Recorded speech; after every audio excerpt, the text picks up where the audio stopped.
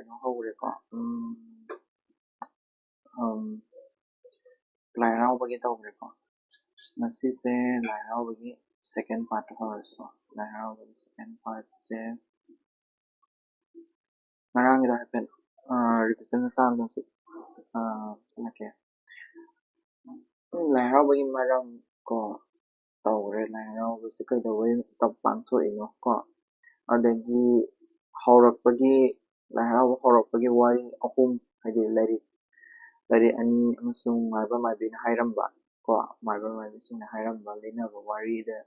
yumkham oiraga haurakpagi wari kano haurakpagi matangda moina hum laigre ko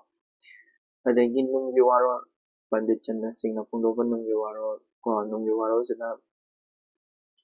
ikawbagi nunggi waro laire adagi maibina jagoi sabado ikawba matamda dudasu laire khayom lakpadasu laire ko ihaifu gi matangdasu laire ko nga ihaifu isingda lupai ihaifu adagi ikawbada isingda lupagi matangdasu mai meaning laigre ko adagi laibaula thabagi meaning su ma haigre ko meaning ngatani ko se ko haidi maibina karakara chenbagi meaning su pena sapada hairau haya haibagi su adagi anoral sakpagi su ko anoral hadi masai ni sabagi isai sakpado aduduni ko adu laigre Music laiduse hujikse akoigi kai haini Lai Haraoba se says as a kaini makoktagi horaga Lai Haraoba se makoktagi horaga nainarase ko meaning nate ko just magi sequence no mada thokpa natragasu haurakpadagi horaga loiba fawse kari dauge habdo adudu nainase ko important oiba part ngatani ko important oiba khaktani nainarise like Lai kangsai sanabagumba adagi adugumba potudi khara hapte ko moise mana kano iram matamda idi kari man si warings iram matamda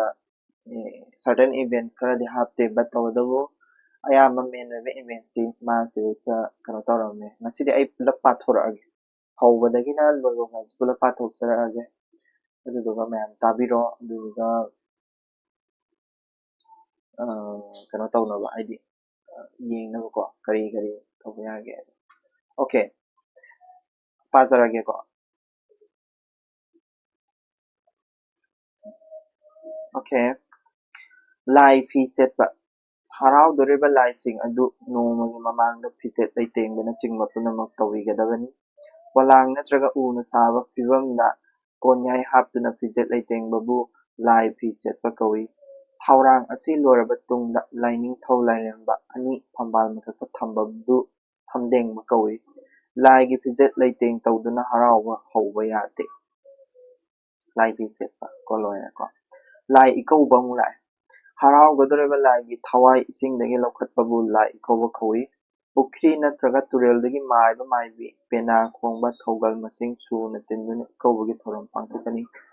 ahambada lairai yu khangani mathangna khayom lakani masi haraobadu kaidanaba leibaki khunjagi yaikhanabgidabakta amasung thoram anise pangthoklamdaida kon yaihungani Lai ikawbada man thana nupa anina thang phangani tungna senkha pubi leisabi ani chatkani adugi matungda kausal humai pubi ani chatkani thangnabada Lai puba nupa anina layong thetpa ihaipu pugani ihaipu adu fi asengba amana kiraga inafigi oi thangba pijina kongani Lai puba nupa ani du cheng thogal loinagani Fida puba nupi ani lengbal oida fida yalaga makut na ugi lepsum paigani apanaba thogal changma mayam sigi tungda laing tholairemagi thogal tawba mayam inagani ikawba chalamdai laimangda Lai pugadaba nupana ala machet amamam da makhongna netlaga Lai sanglomda onchinna lepkani Higao fina lauthok lausin yanaba yomba langomda yetpa hiri lang hapa chapu adu maibina lai puba migi ngaksamna pungani nupasingdugi tadanaba makhutna konduna paigani amasung masi loiraba tungna maibina laida jagoi okani jagoi okpa loiraga nupa ani adu mamai he onthopaga penaga loinana maibina jagoi lai hauni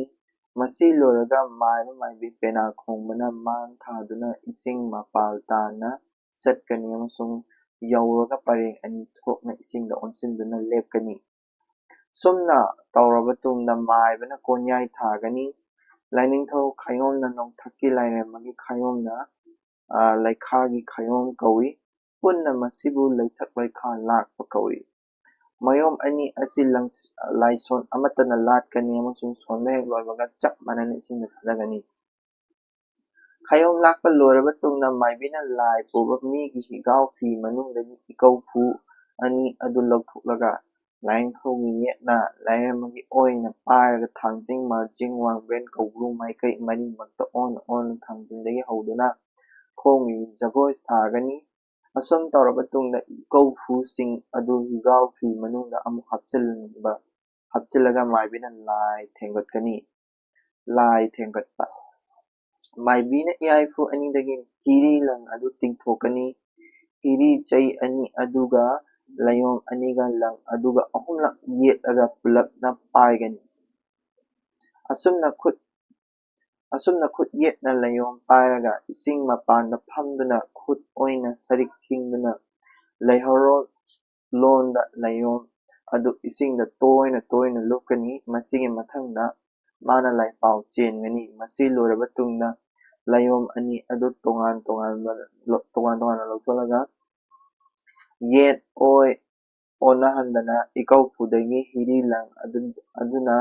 layom sing adu yomsalaga ikau phu manungna maibana laingthongi maibina lairemagi hapchengani ikau uba loiraba ikau phuda layom hapa asibu lai lokhatpa kawi masi loiraba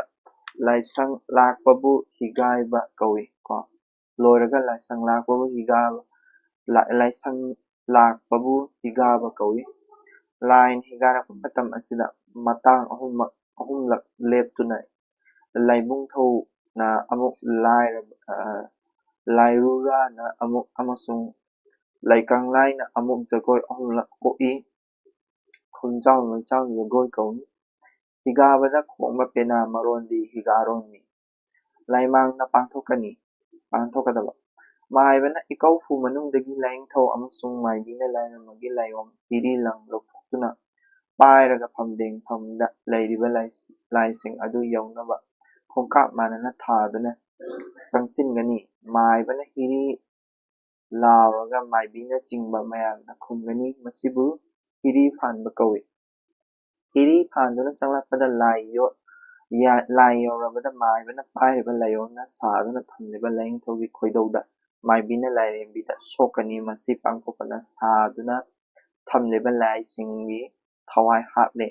nomagi thauram ayukta pena sakpana lai yakaiba loiraba maibina laimang phamduna laipam chengani tungna lai luk changani nungthilgi matam yaurapada maibina laimangna jagoi okpa sagani masi saduna kanagumba amatana jagoi saba hauba yaroi amasung sigi tungda lairoi hanjabana hidangna firoi suna setlaga lai langani masi loirabaga maibana chingduna firal suna setpa misina pung yauna laibungni santhong paibada hoi laugani hoi lauraba loiraga laibau la thaduna laibau chongani anoirol sakani thoram singsi pangtholaga lairal mathek chatlaga wakol sakani amasung laibungda harau mathoi kana sanariba laibung sangai manungda pusingani asumna loisinkrabada penana phamang changduna nausongani matam sang harawa tarabadi humni tarekni janmada kanglai thoktuna lai nupi thigani ko lai nupi thiba lai kangsai sanabaga suyawani lai loiba harawa loiba numit pu lai roi numit haina khangnei numit asida lai bau lorada wakol thabagi sai sakani tangkhul huitok pakhang amasung tangkhul saram nurabi saba thoktuna pam yanba sanagani mathang augri hangbol khencho pausa sakraba tungda hial lon saktuna lai losengani matang asina konyai thagani tawgadaba thoram parem punamak pangtholaba tungda khunda la leikaida akaiba thoktana mamaimina saroi khangani ꯍꯧꯅꯕꯤ ꯃꯇꯨꯡ ꯏꯟꯅ ꯍꯔꯥꯎꯕ ꯂꯣꯏꯔꯕ ꯇꯨꯡꯗ ꯅꯣꯡꯉꯥꯟꯕꯒ ꯃꯐꯝ ꯃꯈꯜ ꯃꯈꯥꯒꯤ ꯁꯥꯟꯅꯕꯒꯤ ꯂꯝꯖꯦꯟ ꯅꯨꯄꯤ ꯅꯨꯄꯥꯒꯤ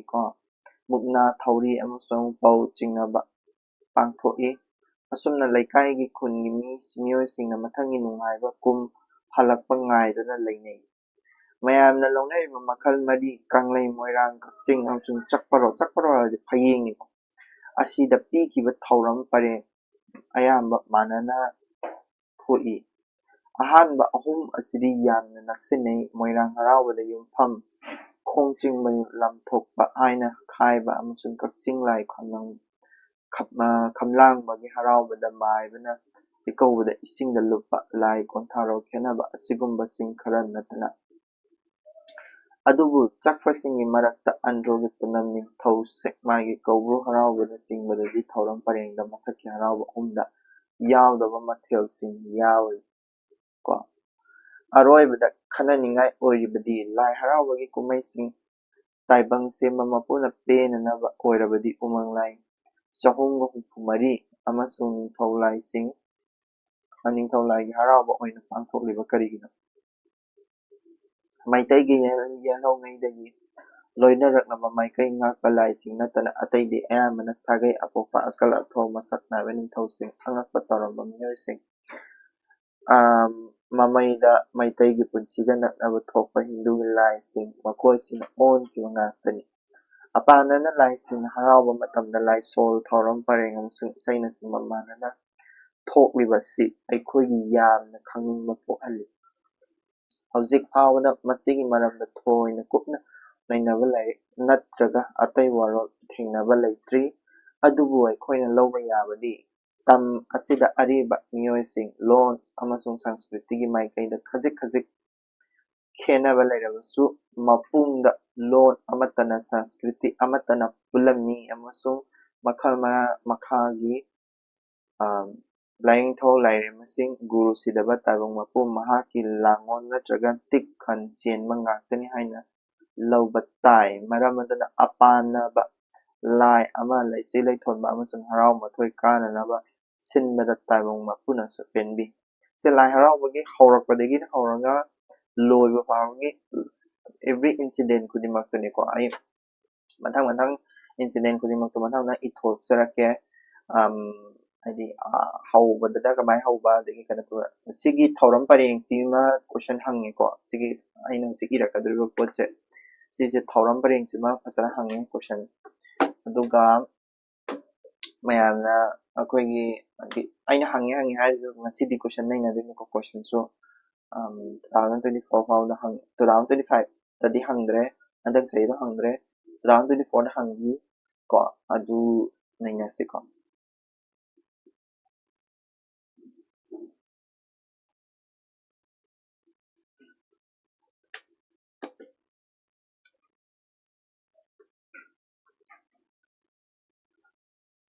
ꯑꯍꯥꯟꯕꯗ ꯃꯥꯁꯦ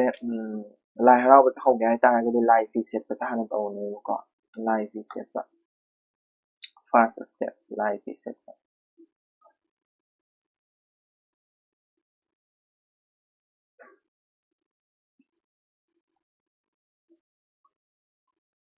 ꯂꯥꯏ ꯐꯤ ꯁꯦꯠꯄ ꯂꯥꯏ ꯐꯤ ꯁꯦꯠꯄꯁꯦ ꯀꯃꯥꯏꯅ ꯁꯦꯠꯀꯅꯤ ꯑꯩꯈꯣꯏꯒꯤ ꯍꯥꯏꯗꯤ ꯂꯥꯏ ꯍꯔꯥꯎꯕꯁꯦ ꯍꯌꯦꯡ ꯍꯧꯗꯣꯔꯦ ꯍꯥꯏꯇꯥꯔꯒꯗꯤ ꯀꯣ ꯂꯥꯏ ꯍꯔꯥꯎꯕꯁꯦ ꯗꯦꯠ 15 ꯗ ꯍꯧꯗꯣꯔꯦ ꯍꯥꯏꯇꯥꯔꯒꯗꯤ ꯗꯦꯠ 14 ꯗ ꯂꯥꯏ ꯐꯤ ꯁꯦꯠꯄꯤꯒꯅꯦꯕꯀꯣ ꯂꯥꯏ ꯐꯤ ꯁꯦꯠꯄꯁꯦ ꯀꯣ ꯅꯣꯡꯃ ꯋꯥꯠꯂꯤꯉꯩꯗꯀꯣ ꯅꯣꯡꯃ ꯋꯥꯠꯂꯤꯉꯩꯗ ꯇꯧꯗꯣꯏꯅꯦꯕ ꯑꯗꯨꯅ ꯂꯥꯏ ꯐꯤ ꯁꯦꯠꯀꯅꯤꯀꯣ ꯑꯗꯣ ꯁꯤꯗꯩꯁꯤꯗ ꯄꯣꯂꯥꯡꯒꯨꯝꯕ ꯅꯠꯇ꯭ꯔꯒ ꯄꯣꯂꯥꯡꯒꯨꯝꯕ ꯁꯨꯃꯥꯏꯅ ꯄꯣꯂꯥꯡꯒꯨꯝꯕ ꯅꯠꯇ꯭ꯔꯒ ꯑꯩꯈꯣꯏꯒꯤ ꯎꯅ ꯁꯥꯕ ꯀꯣ ꯑꯩꯈꯣꯏꯒꯤ ꯎꯅ ꯑꯣꯏꯔꯁꯨ ꯌꯥꯏꯀꯣ ꯎꯅ ꯁꯥꯕ ꯐꯤꯕꯝ ꯍꯥꯏꯇꯥꯔꯦꯀꯣ ꯎꯅ ꯁꯥꯕ ꯑꯩꯈꯣꯏꯒꯤ ꯐꯥꯟꯗꯧꯅ ꯇꯧꯕꯅꯤꯀꯣ ꯁꯨꯃꯥꯏꯅ ꯇꯧꯕ ꯐꯤꯕꯝꯗꯀꯣ ꯑꯩꯈꯣꯏꯒꯤ ꯀꯩ ꯍꯥꯏꯅꯤ ꯐꯤ ꯌꯦꯠꯇꯣꯏꯅꯦꯕ ꯀꯣ ꯍꯥꯏꯗꯤ ꯐꯤ ꯌꯦꯠꯇꯣꯏꯅꯤ ꯑꯗꯒꯤ ꯐꯤꯁꯦ ꯌꯦꯠꯁꯟꯗꯣꯏꯅꯤ ꯑꯗꯒꯤ ꯁꯅꯥ ꯂꯨꯄꯥ ꯀꯔꯤ ꯀꯔꯥ ꯀꯣꯟꯌꯥꯏ ꯃꯌꯥꯝ ꯑꯃ ꯍꯥꯞꯇꯣꯏꯅꯤꯀꯣ ꯑꯗꯨꯅ ꯄꯣꯂꯥꯡ ꯅꯠꯇ꯭ꯔꯒ ꯑꯩꯈꯣꯏꯒꯤ ꯀꯩꯅꯣ ꯑꯃꯗ ꯑꯩꯈꯣꯏꯒꯤ ꯎꯅ ꯁꯥꯕ ꯐꯤꯕꯝ ꯑꯃꯗ ꯀꯣꯟꯌꯥꯏ ꯀꯔꯤ ꯀꯔꯥ ꯍꯥꯞꯄꯒ ꯀꯩꯅꯣ ꯇꯧꯗꯣꯏꯅꯤ ꯍꯥꯏꯗꯤ ꯂꯥꯏꯁꯦ ꯁꯥꯗꯣꯏꯅꯦꯕꯀꯣ ꯂꯥꯏ ꯐꯤ ꯁꯦꯠꯄꯁꯦ ꯁꯨꯃꯥꯏꯅ ꯇꯧꯗꯣꯏꯅꯦꯕꯀꯣ ꯑꯩꯈꯣꯏꯒꯤ ꯀꯩꯅꯣꯁꯦ ꯑꯗꯨꯗꯨꯅ ꯁꯤꯗꯩꯗ ꯏꯔꯛꯀꯦꯀꯣ ꯂꯥꯏ ꯐꯤ ꯁꯦꯠꯄꯁꯦ ꯑꯍꯥꯟꯕꯗ ꯅꯣꯡꯃ ꯋꯥꯠꯂꯤꯉꯩꯗ ꯇꯧꯗꯣꯏꯅꯤꯀꯣ ꯅꯣꯡꯃ ꯋꯥꯠꯂꯤꯉꯩꯗ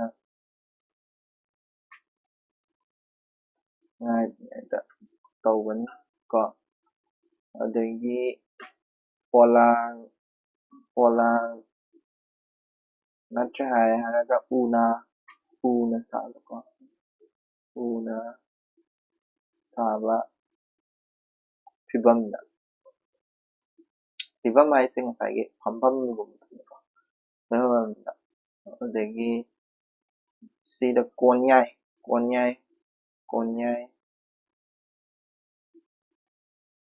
ꯀꯣꯟꯌꯥꯏ ꯀꯔꯤ ꯀꯔꯥ ꯍꯥꯏꯗꯤ ꯁꯅꯥ ꯂꯨꯄꯥ ꯍꯥꯞꯄꯗꯨꯅꯤꯀꯣ ꯑꯗꯨꯒ ꯀꯣꯟꯌꯥꯏ ꯑꯗꯒꯤ ꯐꯤꯖꯦꯠ ꯁꯦꯠꯄꯀꯣ ꯁꯦꯠꯂꯅꯤ ꯑꯗꯒꯤ ꯂꯥꯏꯗꯣ ꯀꯩꯅꯣꯃꯗ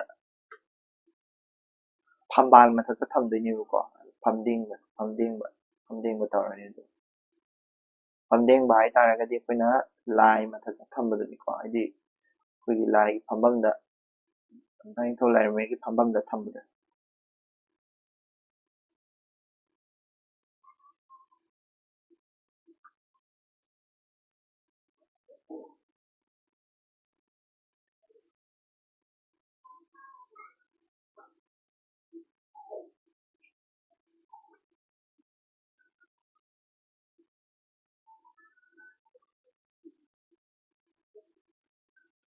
ꯑꯣꯀꯦ ꯁꯤꯅꯤ ꯂꯥꯏ ꯐꯤ ꯁꯦꯠꯄꯗ ꯇꯧꯗꯣꯏꯁꯦꯀꯣ ꯂꯥꯏ ꯐꯤ ꯁꯦꯠꯄꯒꯤ ꯁ꯭ꯇꯦꯞꯁꯤꯡꯁꯦ ꯑꯗꯒꯤ ꯂꯥꯏ ꯐꯤ ꯁꯦꯠꯂꯕ ꯃꯇꯨꯡꯁꯤꯗ ꯑꯩꯈꯣꯏꯅ ꯑꯍꯧꯕ ꯅꯨꯃꯤꯠꯇꯨꯗ ꯑꯩꯈꯣꯏꯒꯤ ꯂꯥꯏ ꯏꯀꯧꯕꯁꯦ ꯇꯧꯅꯤꯀꯣ ꯂꯥꯏ ꯏꯀꯧꯕꯁꯦ ꯀꯃꯥꯏꯅ ꯇꯧꯒꯦ ꯍꯥꯏꯔ ꯀꯥꯟꯗ ꯑꯩꯈꯣꯏꯒꯤ ꯌꯥꯝꯅ ꯂꯥꯏ ꯏꯀꯧꯕ ꯃꯤꯅꯤꯡꯗꯤ ꯑꯩꯈꯣꯏꯒꯤ ꯂꯥꯏꯁꯦ ꯊꯋꯥꯏ ꯍꯥꯞꯄꯗꯨꯅꯦꯀꯣ ꯂꯥꯏꯒꯤ ꯊꯋꯥꯏ ꯏꯁꯤꯡꯗꯒꯤ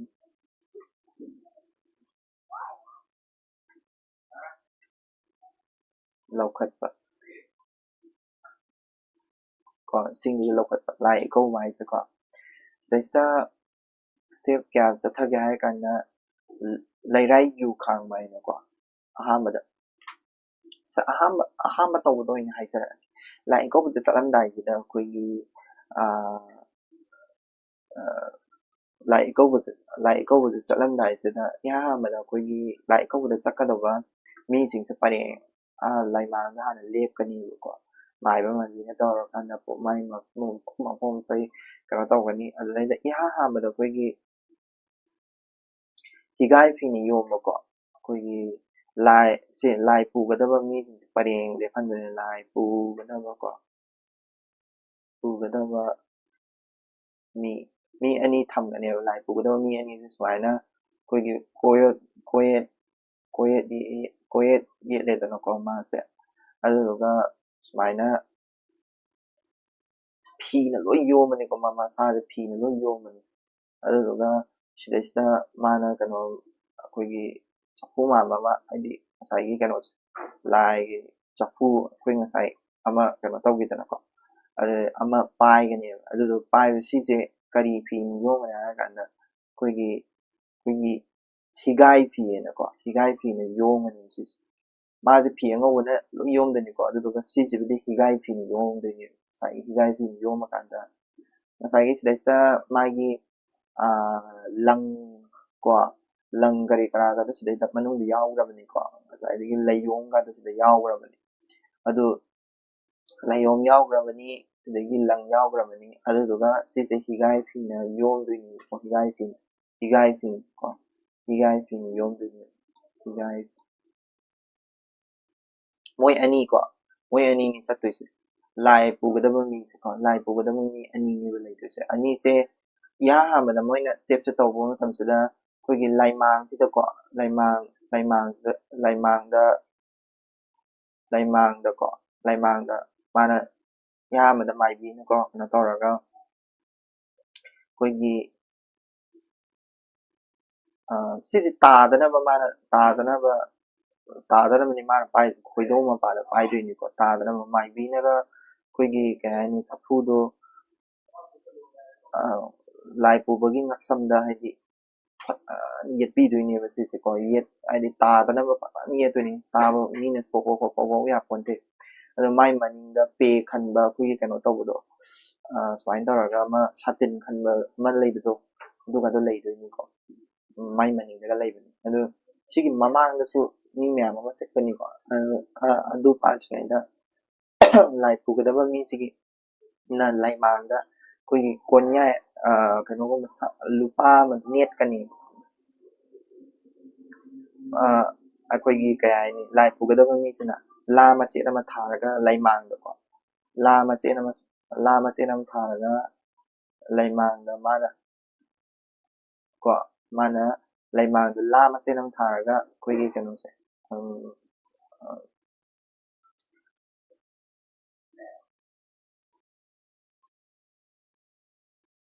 ngasaygi sanaraga moibani ko sise ay amtang yeng ke kan sanarage san okay tiga pina okay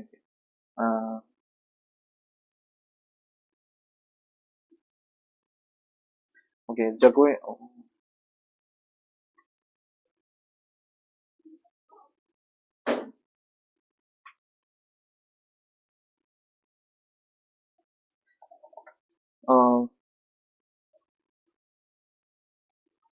sige kanang how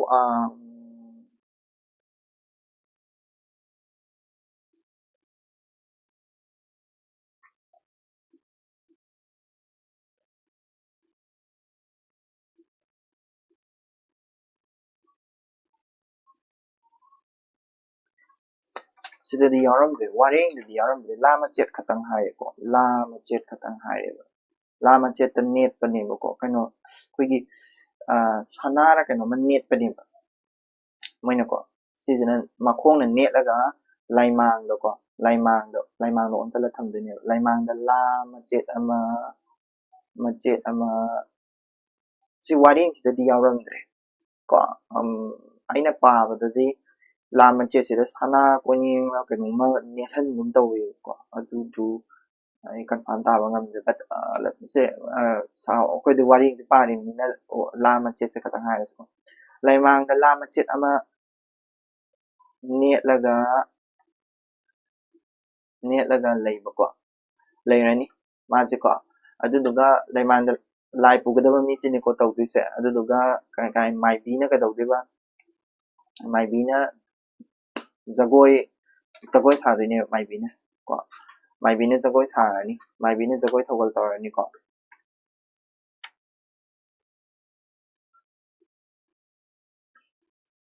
mai bi na jagoi thawal tawrani adagi jagoi okpa hai ko sije jagoi sani ko lai pugadaba mi singse laimang on chalani adadi lai pugadaba mi je jagoi je he okpaga masai lai pugadaba se mamai on thorani ko lai pugadaba mi mamai on thor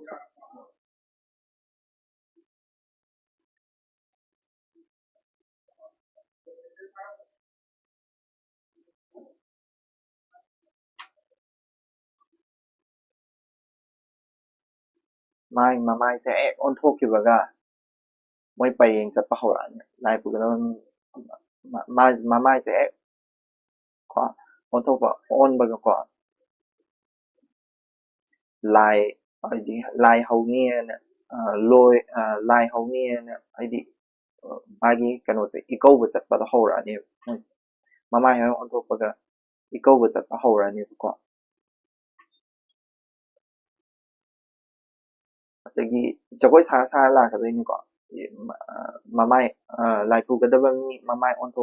ꯑꯣꯟꯊꯣꯔꯛꯑꯅꯤ ꯑꯗꯨꯗꯨꯒ ꯖꯒꯣꯏ ꯁꯥꯔ ꯁꯥꯔ ꯂꯥꯛꯑꯅꯤꯀꯣ ꯖꯒꯣꯏ ꯁꯥꯔ ꯂꯥꯛꯄꯁꯦ ꯄꯔꯦꯡ ꯀꯣꯏ ꯍꯥꯏꯔꯛꯀꯦꯕꯀꯣ ꯃꯣꯏꯅ ꯁꯤꯗꯩꯁꯤꯗ ꯄꯔꯦꯡ ꯈꯌꯣꯝ ꯂꯥꯛꯄ ꯀꯔꯤ ꯀꯔꯥ ꯃꯌꯥꯝ ꯑꯃ ꯇꯧꯗꯣꯏꯅꯤꯀꯣ ꯂꯥꯛꯄꯒꯤ ꯄꯔꯦꯡꯗꯣ ꯑꯩ ꯍꯥꯏꯔꯛꯀꯦꯕꯀꯣ ꯃꯣꯏꯒꯤ ꯂꯥꯏ ꯀꯧꯕꯗ ꯂꯥꯛꯄꯩꯗꯣ ꯑꯩꯈꯣꯏꯒꯤ ꯃꯥꯡ ꯊꯥꯕꯁꯤꯅ ꯅꯨꯄꯥ ꯑꯅꯤ ꯀꯣ ꯁꯦꯟꯈꯥ ꯍꯥꯏꯗꯤ ꯑꯩꯈꯣꯏꯒꯤ ꯅꯨꯄꯤ ꯑꯅꯤ ꯀꯣ ꯁꯤꯗ ꯃꯥꯏꯕ ꯃꯥꯏꯕꯤꯁꯦ ꯁꯤꯅ ꯃꯥꯏꯕ ꯃꯥꯏꯕꯤꯅꯦꯅ ꯈꯜꯂꯣꯀꯣ ꯃꯥꯏꯕ ꯃꯥꯏꯕꯤ ꯃꯌꯥꯝ ꯑꯃ ꯖꯒꯣꯏ ꯁꯥ ꯁꯥ ꯆꯠꯂꯅꯤꯕꯀꯣ ꯃꯥꯏꯕ ꯃꯥꯏꯕꯤ ꯀꯣ ꯃꯥꯏꯕꯤ ꯖꯒꯣꯏ ꯁꯥꯔ ꯆꯠꯂꯅꯤ ꯃꯊꯪꯗ ꯑꯩꯈꯣꯏꯒꯤ ꯁꯦꯟꯈꯥ ꯄꯨꯕꯤ ꯂꯩꯁꯥꯕꯤ ꯀꯣ ꯂꯩꯁꯥꯕꯤꯁꯦ ꯁꯨꯃꯥꯏꯅ ꯌꯦꯛꯑꯒꯦ ꯁꯦꯟꯈꯥ ꯍꯥꯏꯁꯦ ꯑꯩꯈꯣꯏꯒꯤ ꯁꯦꯟꯈꯥ ꯄꯨꯕꯤ ꯂꯩꯁꯥꯕꯤꯀꯣ ꯁꯦꯟꯈꯥ ꯄꯨꯕꯤ ꯂꯩꯁꯥꯕꯤ ꯑꯁꯦ ꯋꯥꯔꯦꯡꯁꯤꯗꯗꯤ ꯑꯅꯤ ꯈꯛꯇꯪ ꯍꯥꯏꯀꯣ ꯑꯗꯣ ꯑꯁꯦꯡꯕꯗꯗꯤ ꯃꯌꯥꯝ ꯄꯨꯕ ꯌꯥꯏꯀꯣ ꯃꯤ ꯑꯅꯤ ꯑꯍꯨꯝ ꯑꯗꯨꯝ ꯄꯨꯕ ꯌꯥꯏ ꯃꯅꯜꯁꯦ ꯃꯔꯤꯗꯤ ꯑꯗꯨꯝ ꯄꯨꯅꯕꯅꯦ ꯍꯥꯏꯗꯤ ꯑꯅꯤ ꯖꯨꯔꯥ ꯑꯅꯤ ꯁꯤꯗꯗꯤ ꯑꯅꯤ ꯈꯛꯇꯪ ꯍꯥꯏꯀꯣ ꯑꯗꯣ ꯑꯃꯨꯛ ꯄꯨꯕ ꯃꯇꯝꯗꯗꯤ ꯂꯥꯏ ꯍꯔꯥꯎꯕ ꯑꯁꯦꯡꯕꯗꯗꯤ ꯑꯩꯈꯣꯏꯒꯤ ꯁꯦꯟꯈꯥ ꯄꯨꯕꯤꯁꯦ ꯑꯅꯤ ꯄꯨꯅꯕꯅꯦ ꯀꯣ ꯁꯦꯟꯈꯥ ꯍꯥꯏꯁꯦ ꯑꯇꯩ ꯀꯔꯤꯝ ꯅꯠꯇꯦ ꯑꯩꯈꯣꯏꯒꯤ ꯀꯩꯅꯣ ꯈꯨꯖꯥꯏ ꯃꯆꯥ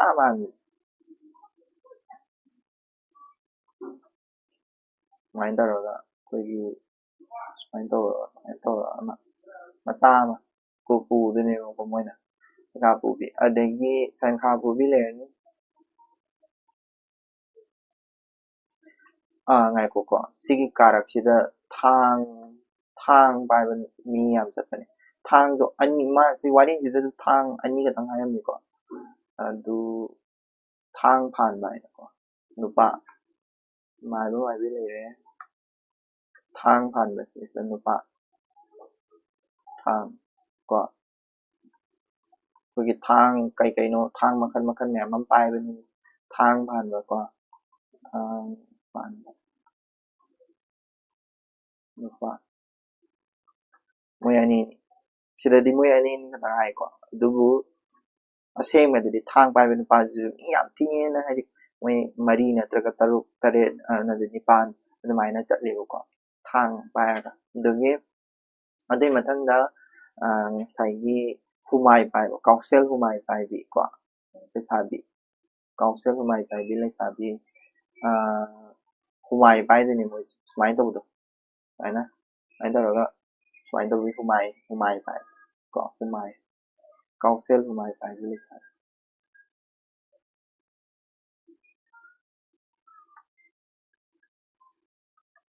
ꯀꯣ ꯍꯨꯃꯥꯏ ꯄꯥꯏꯕꯤ ꯑꯁꯤꯁꯨ ꯍꯨꯃꯥꯏꯁꯤꯁꯨ ꯃꯈꯜ ꯂꯩꯀꯣ ꯑꯗꯨꯒ ꯃꯣꯏ ꯑꯅꯤ ꯈꯛꯇꯪ ꯆꯠꯇꯦꯀꯣ ꯃꯣꯏ ꯃꯔꯤ ꯆꯠꯄꯤ ꯃꯣꯏ ꯇꯔꯨꯛ ꯆꯠꯄꯤ ꯑꯗꯨꯝ ꯊꯦꯡꯅꯕꯅꯤ ꯂꯥꯏ ꯍꯔꯥꯎꯕ ꯈꯔ ꯆꯥꯎꯕꯗꯗꯤ ꯑꯗꯨꯝ ꯃꯣꯏ ꯃꯔꯤ ꯅꯠꯇ꯭ꯔꯒ ꯇꯔꯨꯛꯇꯤ ꯑꯗꯨꯝ ꯆꯠꯂꯅꯤ ꯃꯣꯏ ꯑꯅꯤ ꯈꯛꯇꯪꯒ ꯆꯠꯍꯟꯗꯦꯕ ꯑꯗꯣ ꯁꯤꯗꯕꯨꯗꯤ ꯋꯥꯔꯦꯡꯁꯤꯗꯕꯨꯗꯤ ꯑꯅꯤ ꯈꯛꯇꯪ ꯍꯥꯏꯀꯣ ꯑꯗꯨꯒ ꯀꯥꯎꯁꯦꯜ ꯍꯨꯃꯥꯏ ꯄꯥꯏꯕꯤ ꯑꯅꯤ ꯂꯩꯔꯅꯤꯗꯅ ꯑꯗꯨꯒ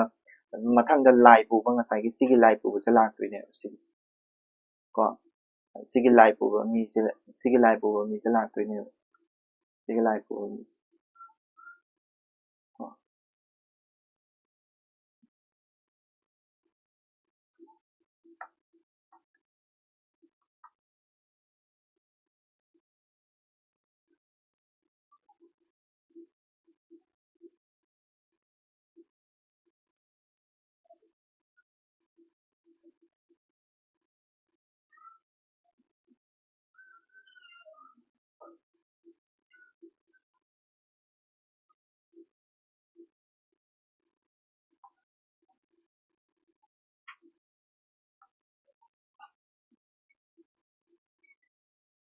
Moi ani ni ko.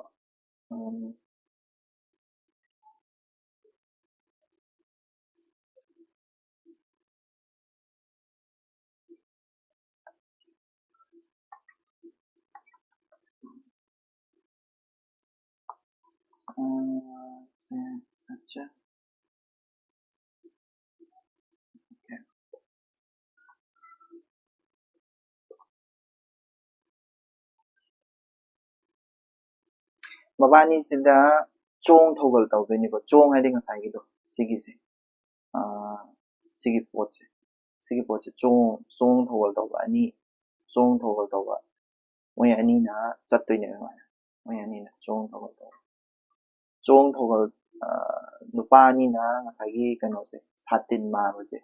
sigi satin ma se pai do ni nupa ni ko adi nupa ni na ko 제 종 thogal tawdeni aduduga si lai puba ni do lai puba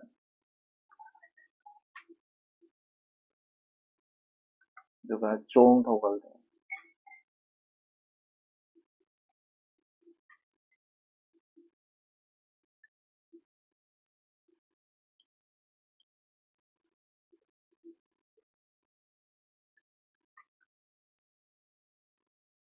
ko aduga sije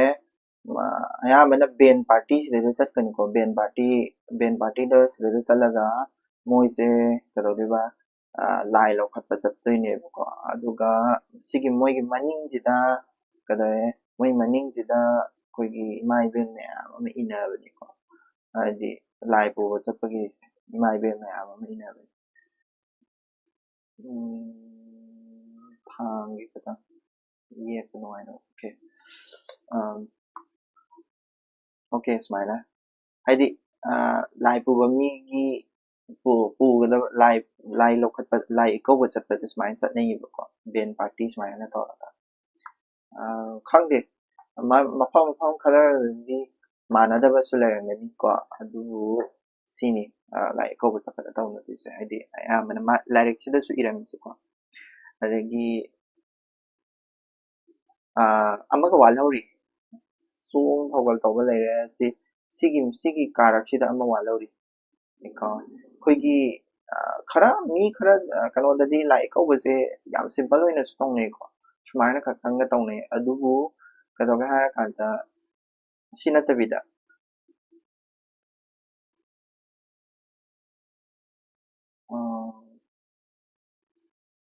ko sigi mamangda or sai mani sigi maningda tawdeni sidaista koigi nupi ko nupi koina koigi nupi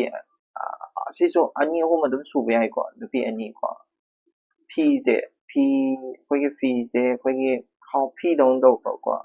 ka ina fi ma 거기 oi thangba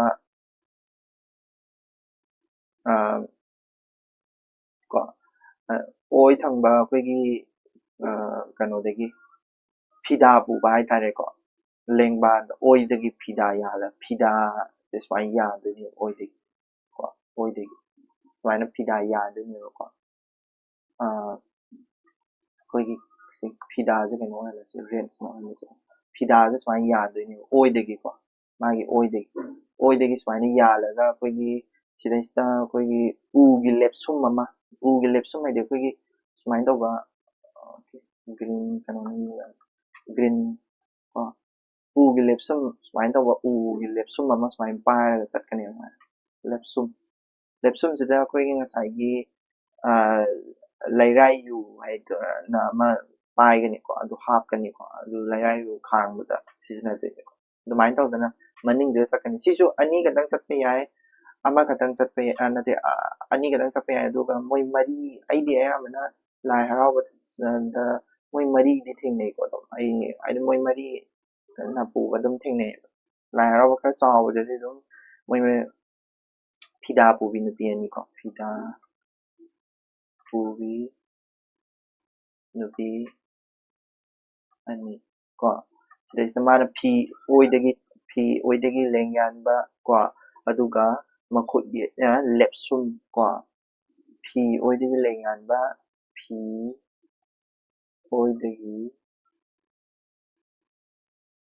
ꯌꯥꯟꯕ ꯀꯣ ꯑꯗꯨꯒ ꯂꯦꯞꯁꯨꯝ ꯍꯥꯏꯕ ꯂꯦꯞꯁꯨꯝ ꯀꯣ ꯍꯣꯏ ꯀꯩꯅꯣ ꯂꯦꯞꯁꯨꯝꯁꯦ ꯄꯥꯠꯇ꯭ꯔꯒꯕꯅꯤ ꯋꯥꯅ ꯁꯥꯕ ꯑꯗꯨ ꯑꯣꯏꯔꯝꯒꯅꯤ ꯑꯣꯀꯦ ꯁꯨꯃꯥꯏꯅ ꯑꯗꯨꯃꯥꯏꯅ ꯇꯧꯔꯅꯤ ꯁꯨꯃꯥꯏꯅ ꯂꯥꯛꯇꯣꯏꯅꯦꯕ ꯑꯗꯨꯗꯒꯤ ꯃꯅꯤꯡꯗ ꯏꯃꯥ ꯏꯕꯦꯟ ꯃꯌꯥꯝ ꯑꯃ ꯏꯟꯅꯔꯅꯤꯀꯣ ꯁꯤꯗꯒꯤꯗꯤ ꯑꯇꯣꯞꯄ ꯂꯩꯔꯤꯕ꯭ꯔꯥ ꯂꯩꯇ꯭ꯔꯦ ꯀꯣ ꯏꯃꯥ ꯏꯕꯦꯟ ꯃꯌꯥꯝ ꯑꯃ ꯏꯟꯅꯔꯅꯤ ꯃꯥꯏꯕ ꯃꯥꯏꯕꯤ ꯑꯗꯨ ꯇꯧꯔꯒ ꯀꯩꯅꯣꯁꯦ ꯆꯠꯂꯅꯤ ꯂꯥꯏ ꯀꯧꯕ ꯆꯠꯂꯅꯤꯀꯣ ꯂꯥꯏ ꯂꯧ ꯀꯩꯅꯣꯁꯦ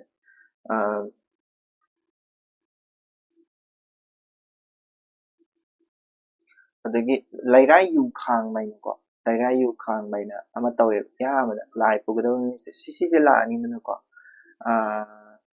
ꯂꯩꯔꯦ ꯂꯥꯏ ꯄꯨꯒꯗꯕ ꯃꯤꯒꯤ ꯂꯥꯛꯄꯒꯤ ꯃꯑꯣꯡ ꯑꯃ ꯂꯩꯔꯦ ꯑꯗꯒꯤ ꯂꯩꯔꯥꯏ ꯌꯨꯁꯦ ꯍꯥꯟꯅ ꯈꯥꯡꯉꯅꯤ ꯑꯣꯀꯦ ꯕꯤꯗ ꯂꯩꯔꯥꯏ ꯌꯨ ꯈꯥꯡꯕ ꯑꯍꯥꯟꯕꯗ ꯇꯧꯗꯣꯏꯁꯦ ꯃꯣꯏꯁꯦ ꯀꯩꯅꯣꯗ ꯁꯤꯁꯦ ꯂꯥꯛꯑꯅꯤ ꯄꯨꯈ꯭ꯔꯤ ꯑꯃꯒꯤ ꯃꯅꯥꯛ ꯌꯧꯔꯛꯑꯅꯤꯀꯣ ꯄꯨꯈ꯭ꯔꯤ ꯑꯃꯒꯤ ꯃꯅꯥꯛ ꯌꯧꯔꯛꯑꯅꯤ ꯄꯨꯈ꯭ꯔꯤꯗꯣ ꯍꯦꯛ ꯌꯧꯕꯒ ꯄꯨꯈ꯭ꯔꯤ ꯃꯅꯥꯛꯇꯨꯗ ꯍꯦꯛ ꯌꯧꯕꯒ ꯑꯩꯈꯣꯏꯒꯤ ꯃꯥꯏꯕꯤꯅ ꯀꯣꯟꯌꯥꯏ ꯊꯥꯔꯅꯤꯀꯣ ꯕꯤꯗ ꯃꯥꯏꯕꯤꯅ ꯀꯣꯟꯌꯥꯏ ꯊꯥꯕ ꯃꯥꯏꯕꯤꯅ ꯀꯣꯟꯌꯥꯏ ꯊꯥꯕ ꯍꯥꯏꯁꯦ ꯁꯤꯗ ꯃꯥꯏꯕꯤꯅ ꯀꯣꯟꯌꯥꯏ ꯊꯥꯕ ꯍꯥꯏꯁꯦꯀꯣ ꯑꯩꯈꯣꯏꯒꯤ ꯁꯅꯥꯒꯨꯝꯕ ꯈꯔ ꯏꯁꯤꯡꯗ ꯍꯥꯟꯅ ꯂꯪꯊꯔꯅꯤꯀꯣ ꯑꯗꯨꯗꯨꯅꯤꯀꯣ ꯀꯣꯟꯌꯥꯏ ꯊꯥꯕ ꯍꯥꯏꯁꯦꯀꯣ ꯁꯅꯥꯒꯨꯝꯕ ꯑꯩꯈꯣꯏꯒꯤ ꯀꯩꯅꯣꯒꯨꯝꯕꯁꯦ ꯏꯁꯤꯡꯗ ꯍꯥꯟꯅ ꯂꯪꯊꯔꯅꯤꯕꯀꯣ ꯑꯗꯒꯤ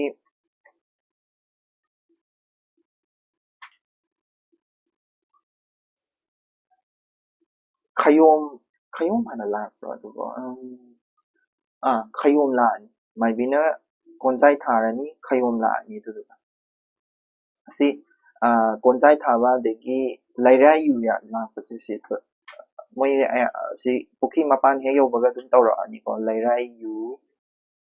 ꯈꯥꯡꯕ ꯀꯣ ꯁꯤ ꯂꯩꯔꯥꯏ ꯌꯨ ꯈꯥꯡꯕꯁꯦ ꯀꯃꯥꯏꯅ ꯃꯥꯅ ꯁꯤ ꯋꯥꯔꯦꯡꯁꯤꯗ ꯍꯥꯏꯐꯦꯠ ꯍꯥꯏꯔꯝꯕꯗꯗꯤ ꯁꯤ ꯀꯩꯁꯨ ꯏꯝꯄꯣꯔꯇꯦꯟꯕꯨꯗꯤ ꯑꯣꯏꯗꯦ ꯀꯣ ꯍꯥꯏꯗꯤ ꯎꯇꯣꯡ ꯃꯥꯄꯟ ꯑꯃꯅꯦ ꯑꯗꯨꯒ ꯀꯣ ꯎꯇꯣꯡ ꯃꯥꯄꯟ ꯑꯃꯅꯦ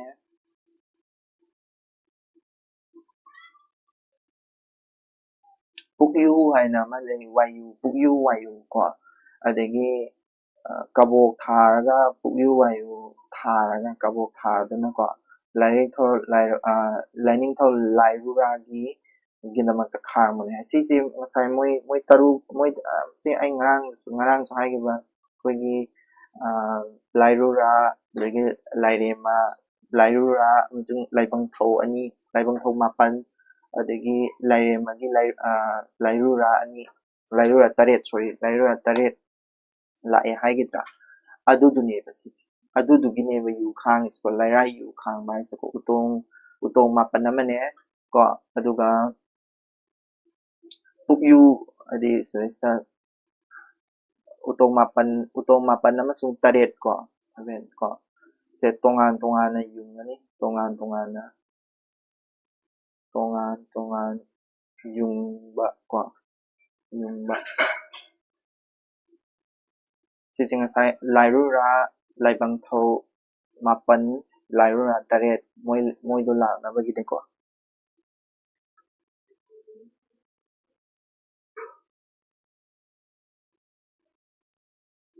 ꯌꯨꯡꯕ ꯄꯨꯛꯌꯨ ꯋꯥꯌꯨ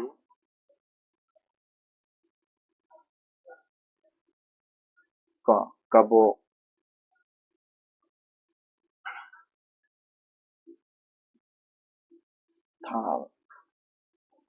ꯊꯥꯔꯅꯤꯀꯣ ꯑꯗꯨꯗꯒꯤ ꯈꯌꯣꯝ ꯂꯥꯛꯑꯅꯤ ꯁꯤꯗꯒꯤ ꯉꯔꯥꯡꯒꯤ ꯑꯩ ꯈꯌꯣꯝ ꯂꯥꯛꯈꯤꯕꯗꯣ ꯉꯔꯥꯡ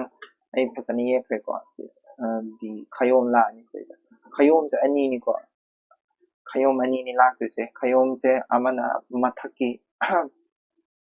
ꯈꯌꯣꯝꯁꯦ ꯂꯥꯛꯄꯁꯤꯗ ꯑꯃꯅ ꯀꯩꯅꯣ ꯃꯊꯛꯇꯒꯤ ꯂꯥꯛꯄ ꯑꯃ ꯃꯈꯥꯗꯒꯤ ꯂꯥꯛꯄ ꯑꯃ ꯈꯌꯣꯝ ꯑꯅꯤ ꯊꯣꯛꯅ ꯂꯥꯛꯀꯅꯤꯕꯀꯣ ꯃꯊꯛꯇꯒꯤ ꯂꯥꯛꯄꯁꯤꯅ ꯑꯩꯈꯣꯏꯒꯤ ꯂꯥꯏꯔꯦꯝ ꯍꯥꯏꯗꯤ ꯑꯩꯈꯣꯏꯒꯤ ꯂꯥꯏꯅꯤꯡꯊꯧꯗ ꯂꯥꯛꯄꯀꯣ ꯃꯊꯛꯇ ꯂꯥꯛꯄꯁꯦ ꯂꯥꯏꯅꯤꯡꯊꯧꯒꯤꯅ ꯂꯥꯏꯅꯤꯡꯊꯧꯒꯤꯅ ꯅꯣꯡꯊꯛꯇꯀꯣ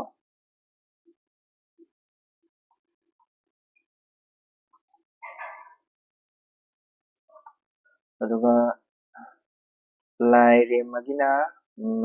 ꯂꯥꯏꯔꯦꯝꯃꯒꯤꯅ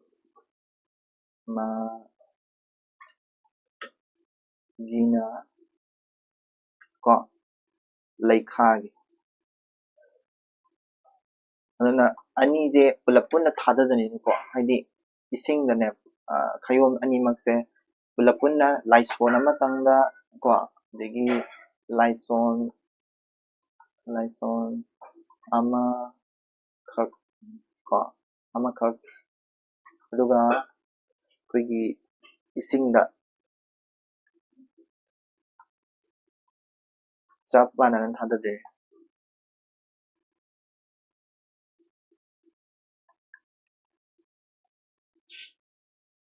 ꯀꯣ ꯁꯤꯁꯦ ꯂꯥꯏꯁꯣꯟ ꯑꯃꯈꯛꯅ ꯆꯞ ꯃꯥꯟꯅꯅ ꯈꯌꯣꯝꯁꯦ ꯑꯅꯤꯃꯛꯁꯦ ꯂꯥꯛꯑꯅꯦꯕꯀꯣ ꯈꯌꯣꯝ ꯑꯅꯤꯅꯦꯕ ꯂꯥꯛꯇꯣꯏꯁꯦꯀꯣ ꯑꯗꯨꯒ ꯁꯤꯁꯦ ꯀꯩꯒꯤꯅꯣ ꯍꯥꯏꯔꯒꯗꯤ ꯍꯔꯥꯎꯕ ꯈꯌꯣꯝ ꯂꯥꯛꯏꯁꯦ ꯀꯩꯒꯤꯅꯣ ꯂꯥꯏ ꯍꯔꯥꯎꯕꯁꯦ ꯇꯦꯛꯇ ꯀꯥꯏꯗꯅꯕꯒꯤꯗꯃꯛꯇ ꯑꯗꯨ ꯁꯤ ꯈꯌꯣꯝ ꯂꯥꯛꯄꯁꯤꯅ ꯃꯥꯏꯕꯅ ꯇꯧꯈ꯭ꯔꯅꯤꯀꯣ ꯑꯗꯨꯒ ꯀꯩꯅꯣ ꯑꯃ ꯖꯒꯣꯏ ꯁꯥꯕ ꯑꯃꯁꯨ ꯂꯩꯌꯦꯕꯀꯣ ꯃꯥꯏꯕꯤꯅ ꯖꯒꯣꯏ ꯁꯥꯕꯀꯣ ꯁꯤꯁꯦ ꯄꯨꯈ꯭ꯔꯤ ꯃꯄꯥꯟꯗ ꯂꯣꯏꯅꯃꯛ ꯇꯧꯔꯛꯇꯣꯏꯁꯦꯀꯣ ꯀꯣꯟꯌꯥꯏ ꯊꯥꯕ ꯌꯨ ꯈꯥꯡꯕ ꯑꯗꯨꯒꯤ ꯈꯌꯣꯝ ꯂꯥꯛꯄ ꯑꯗꯒꯤ ꯁꯤ ꯄꯨꯝꯅꯃꯛꯁꯦ ꯀꯔꯝ ꯀꯥꯟꯗ ꯇꯧꯅꯤ ꯍꯥꯏꯔꯒꯗꯤ ꯉꯁꯥꯏꯒꯤ ꯄꯨꯈ꯭ꯔꯤ ꯃꯄꯥꯟꯗ ꯌꯧꯔꯛꯑꯀꯥꯟꯗꯅꯦꯕ ꯇꯧꯗꯣꯏꯁꯦ ꯑꯗꯨꯅ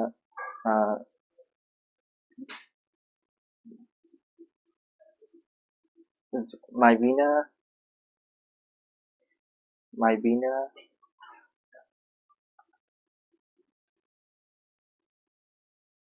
ꯏꯀꯧꯐꯨ ꯑꯅꯤ ꯂꯧꯊꯣꯛꯇꯨꯅ ꯖꯒꯣꯏ ꯁꯥꯕ ꯌꯨꯝꯀꯣ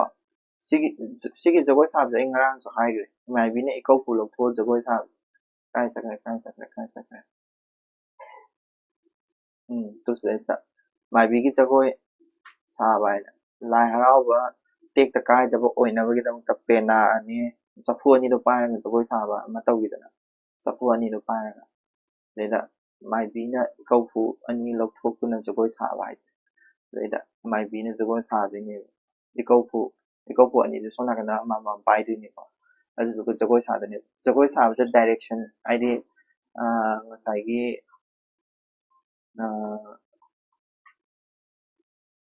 ꯑꯍꯥꯟꯕꯗ ꯃꯥꯁꯦ ꯀꯧꯕ꯭ꯔꯨꯗ ꯁꯣꯔꯤ ꯁꯤꯅ ꯀꯧꯕ꯭ꯔꯨ ꯂꯩꯍꯜꯂꯁꯤꯀꯣ ꯑꯗꯨꯒ ꯁꯤꯅ ꯋꯥꯡꯕ꯭ꯔꯦꯟ ꯀꯧꯕ꯭ꯔꯨ sina Wareng sina ko marching ko aduga sina marching aduga sina thangjing ko okay sidaista ahambada mana maibisina thangjing sa han on doi ko thangjing lom da han olani thangjing sina thangjing da ola jagoi sarani mathang thangjing adagi wangbren da laani adagi kaubru da laani aduga sorry wangbren laani ko aduga marching da laani aduga kaubru da lo chendoine aduga kaubru da adu sman jagoi dum sani chaponi je pa ko jagoi sarani pena sakpa mina chajing kan haidi pena lu saani ba ko sakpa andre ye kero tawani aduga ikaufu do pairaga jagoi sarani ko jagoi saraga ikaufu do mu ngasai gi mi da sigi ikaufu je mana laktho ko ꯂꯧꯊꯣꯛꯑꯒ ꯖꯒꯣꯏ ꯁꯥꯔꯅꯤ ꯖꯒꯣꯏ ꯁꯥꯔ ꯃꯇꯨꯡꯗ ꯑꯃꯨꯛ ꯏꯀꯧꯐꯨꯗꯣ ꯑꯃꯨꯛ ꯉꯁꯥꯏ ꯂꯥꯏ ꯄꯨꯕ ꯑꯅꯤꯗꯣ ꯑꯗꯨꯗ ꯍꯥꯞꯄꯤꯔꯅꯦꯕ ꯑꯗꯨꯗ ꯄꯤꯔꯅꯦꯕꯀꯣ F subada mathang namuk kadauge harakanda higau fi ngasai higau fi yomaga purakpado aduda mu hapchangrani aduga lai thengatpase tawrani lai thengat sisi ngasai kainogi ngatani ko sisi ai ngasai de lai singse lai ikaubudo adudagi ngatani lai se ko lai ikaubuda maibina ikau fudogi jagoi sarani ko kanoda higai fida mu hapchalani ko higau fida mu hapchanbo ko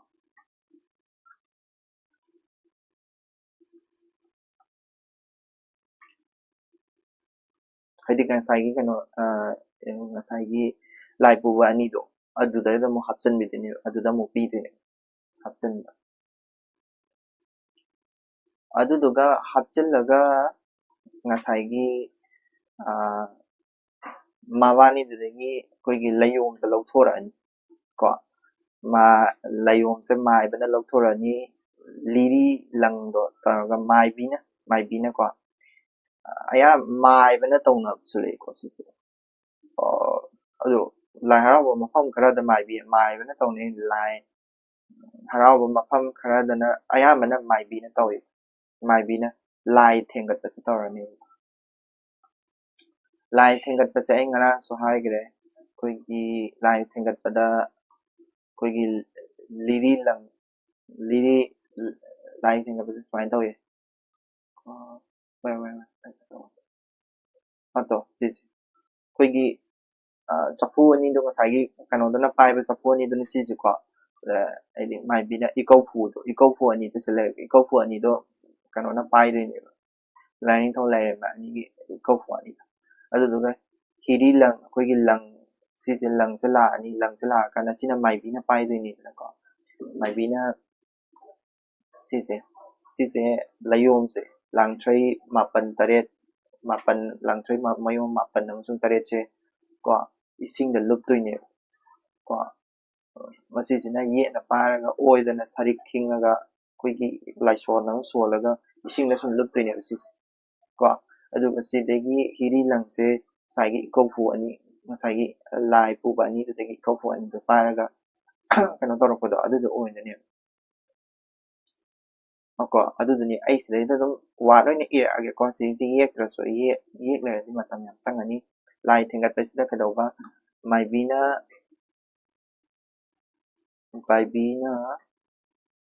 ko hiri lang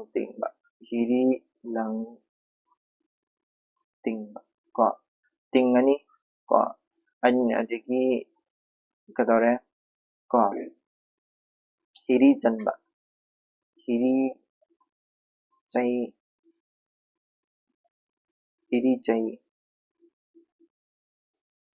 chai hai sing sai gi lang dugi maton duni ko hiri chai aduga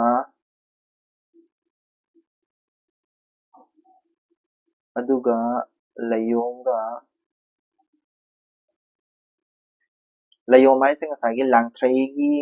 langthrai mapan taret yomba langthrai mapan se kanona la ni yom duni ko la langthrai mapan amaga langthrai taret amaga yawan yom la ni yom duni aduduni ko adu ani mak to pulapona paimina duni ngasai gi layom se ka hiri chai se ka maibina khut yetna ko aduga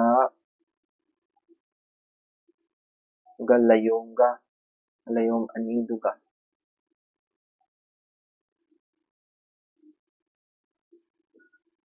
ko aduga sigi layom sida mana ahumlak yetkani suana ahumlak 3 times ko 3 times yetpa kaina no yetise langduda sisi layom ne ko layom se koigi 3 times la yetoine layom se yuni 3 times sigi layom se ngasai gi hiri langduna 3 times yetoine ko aduduga 3 times yelaga pulapuna paisan doine ko hiri chai duga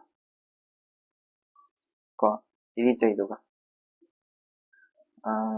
pulapuna paiba paisan ko paisan ba aduga kari dawga hara kanda maibina isingda luptoine ko yetna paidoni aduga oi yetna layom ko oina sari pa khingani aduga lai sol ani ko adagi lai pau se le sida microphone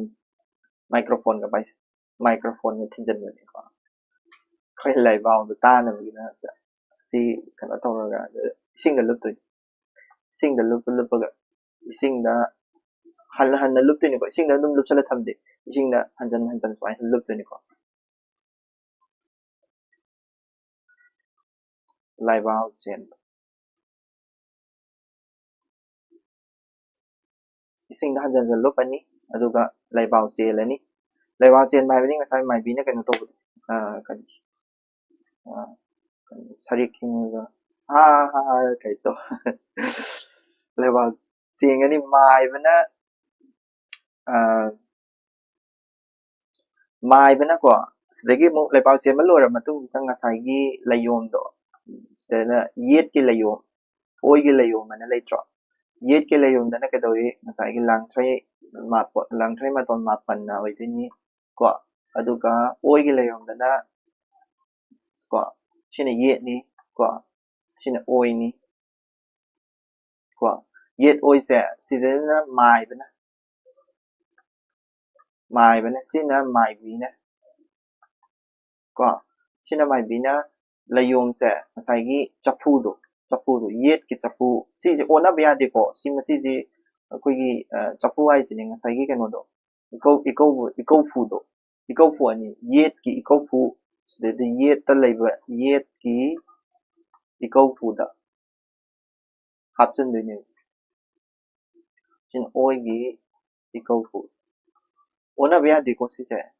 iko fu da hapchen de ne si layom hapchen de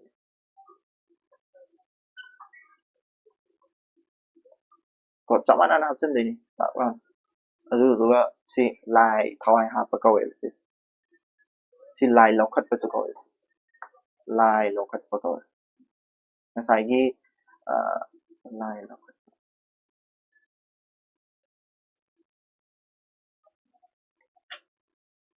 layom hapchen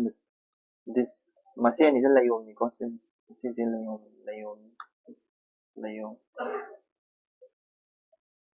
layom yet oi je ona bya de ko yet oi se ona sunga ya de aduga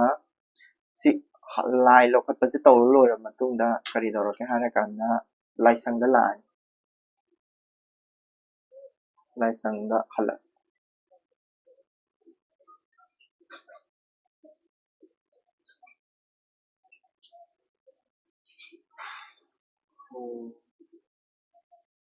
lai sang da hala moi je isai kano mafam kuning gi ma se lai bau che la matung da lai lokalaga lai sang da hala ani lai sang da halak was da halak pai lamben da ahum lak 3 time ahum lak lep kan ne ko ahum lak lep mafam ahum da lep kan ne sigi mafam ahum da lep se aha madar jagoi mafam ahum da sani ko ko mafam ahumda sadoi se kana sadoi no hara ga ding sai gi yu khang gi ba khoi gi laibung thau ko laibung thau adagi lairema lairura ko sorry lairura adagi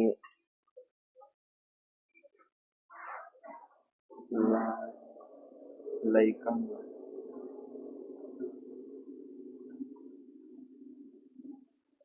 si na sadoi ne ahumla ko ahumla lepa aduga jagoi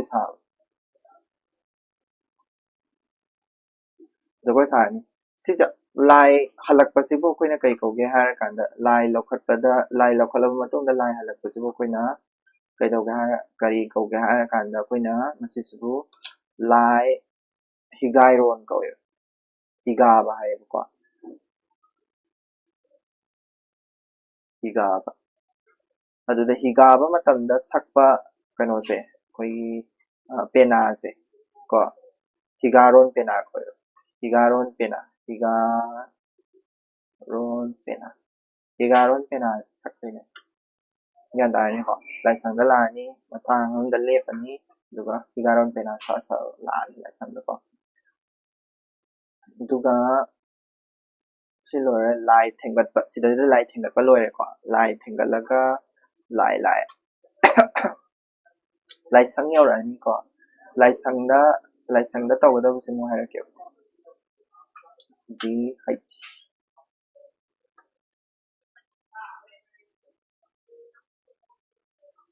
h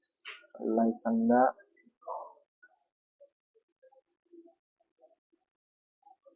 lo yaw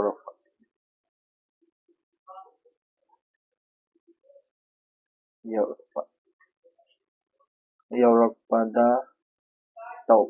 taw ga da ba sida lai sang da yaw ra ni ma ba bi ngasai ka no to adu duga ngasai gi ikau fu ani pai ba ni du ko ikau fu ani du dagi ngasai gi hiri lang lau tho ani ba hiri lang lau tho ani layom do lau tho ani ko layom plus hiri lang ko hiri lang lau tho ani ngasai hap chan gi ba du ko ikau fu da hap chan gi ba du layom hiri lang lau tho ani ko lau tho ba ko layom hiri lang lau tho ani dagi khongka manana mi sisi hiri lang se paina ba mi jam yaw ba ni ko punchi sang no ni kai na ko tat na koi lai mamang ni tat na chang dui ni ko na pa hiri lang se ko khongka manana chang se la ni ko khongka hiri lang se pa ra ko pa khongka manana masagi lai sang du chang dui ni ko khongka manana chang okay ko hiri phan bai na mai ba ne ma tau ne ba ko si hiri phan ai re na ida ke ko incident maming do ni ko mo na hai so hiri phan ba jida tau ri sina kai no ara kan da sai gi mai ba na hiri lao ba na ko mai ba na hiri lao ba mai bi na khum ba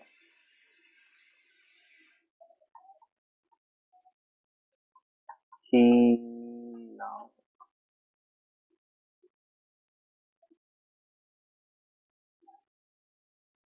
ai Manipur da la ni do di Lai Haraoba sa mong yen ni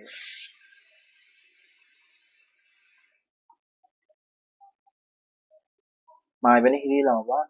mai bi na khum ba okay si hiri phan ba ko ko aduga ngasai layom do ngasai gi layom sina kari layom koi gi kano gi layom sina kadoba layom ani ni ko pairak tu se layom sina kadoba laying thau gi khoidau da theng dui ne layom sina laying thau gi khoidau da aduga layom amana laying thau gi khoidau da theng ani layom amana natraga sako lairemagi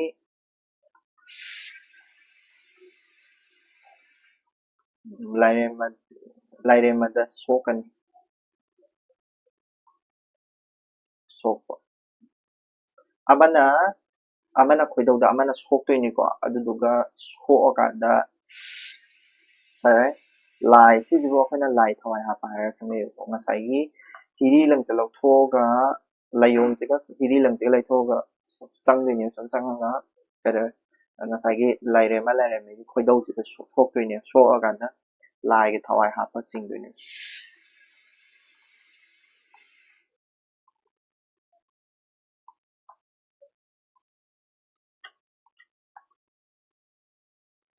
ko sida lore magi kano so ikau khatpa aduna ikau khatpa lore daida ikau khatpa lore yan ta da ta dragadi kamu nairammu ko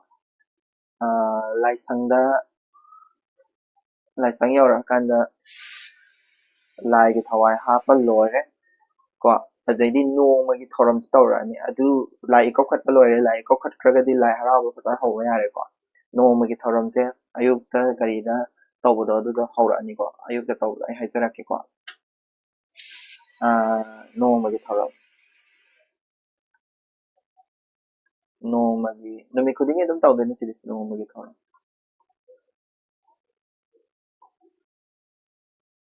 nongmagi thoram sise mayam su yengnadabani ko yengnadabani haidi moidi jagoi saba khatane lai jagoi sa loraga adum hanbani lai haraobase laagan jagoi saba dudi macang khaktaneba lai haraobada tawdeba process mayamse khuyam amne khuyam asigi khuyamse maibine khatang tawhallaga babo ambu yaundabida tawnabane adudi yam phatte ko khoigi culture ni haragadi yokhatse haragadi kaino tawrido phawdi khangdragasu meta yengbawdi yaidana ko sise aidi akhoigi khundugi like khunjaw laichaw naba thairedi tawrakpane ko ado kaim khangororeba yengdragadi kaim khangororoi ado khangdaba haisidi mi tama chawanai ko haye snoi lai haraoba tawbra tawe lai haraoba ise si maramda khitang hairo hai jagoi sai hara losandoyo adudi yaroi ko ayukta ayukta ayukta tawba haitare ayukta tawbasina yamada lai yakai gani ko lai yakai ba yakai hai lai yakai hai ko manasista yakai ba hai de yakai na hai lai yakai hai se khoi mai bana ayuk ngata de am nuksina khongba pena toraro ko lai mang lai yakai ba torani first ko si first tawdawani adudagi lai yakai ba se tawra matungda khoigi nungdi ayukta khoigi haithen phut karaga khoigi kana toidana se first le second da haithen phut karaga khoigi lai mang phambad mai bina lai mang phambad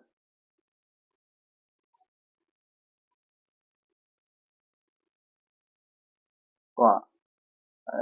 ayuk lai mang phamadi slangano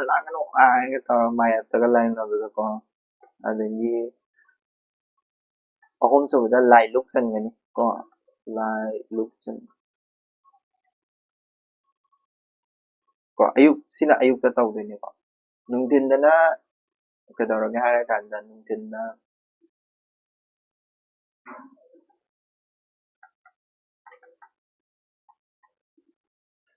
nungthindadi ahamada jagoi oani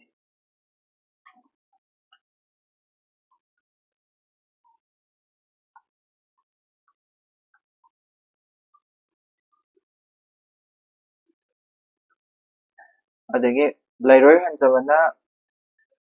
khoigi lei langani ko lei langba lairoi hanjabana lei langani ko sista adagi hoi lawba tarani pung kari kara taraga hoi lawani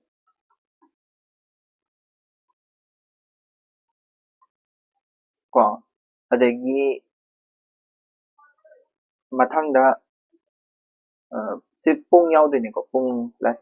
pung hairamage ko pung yaudini hoi lawani adagi loirau chongani si mathang loi tawbani ko lai haraobada phadana munna tang yembiyo loirau chongba si mai bina loi tawbani ko ai describe tawdrosu yarani anoral san anoral ngasai mi sabagi sapat loirau chongba adagi anoral ase ai mamanasu sige anoral chong si ai loina ma explain tawgrabni ko si mamanga ngarang loi explain tawgrab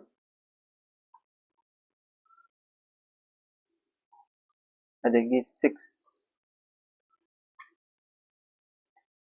lairel mathek chatlani ko lairel mathek si lairel mathek chapase sungara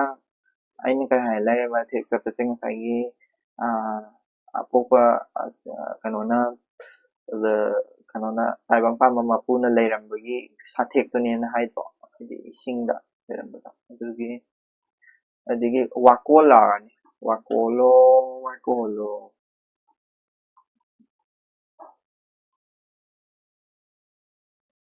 tamda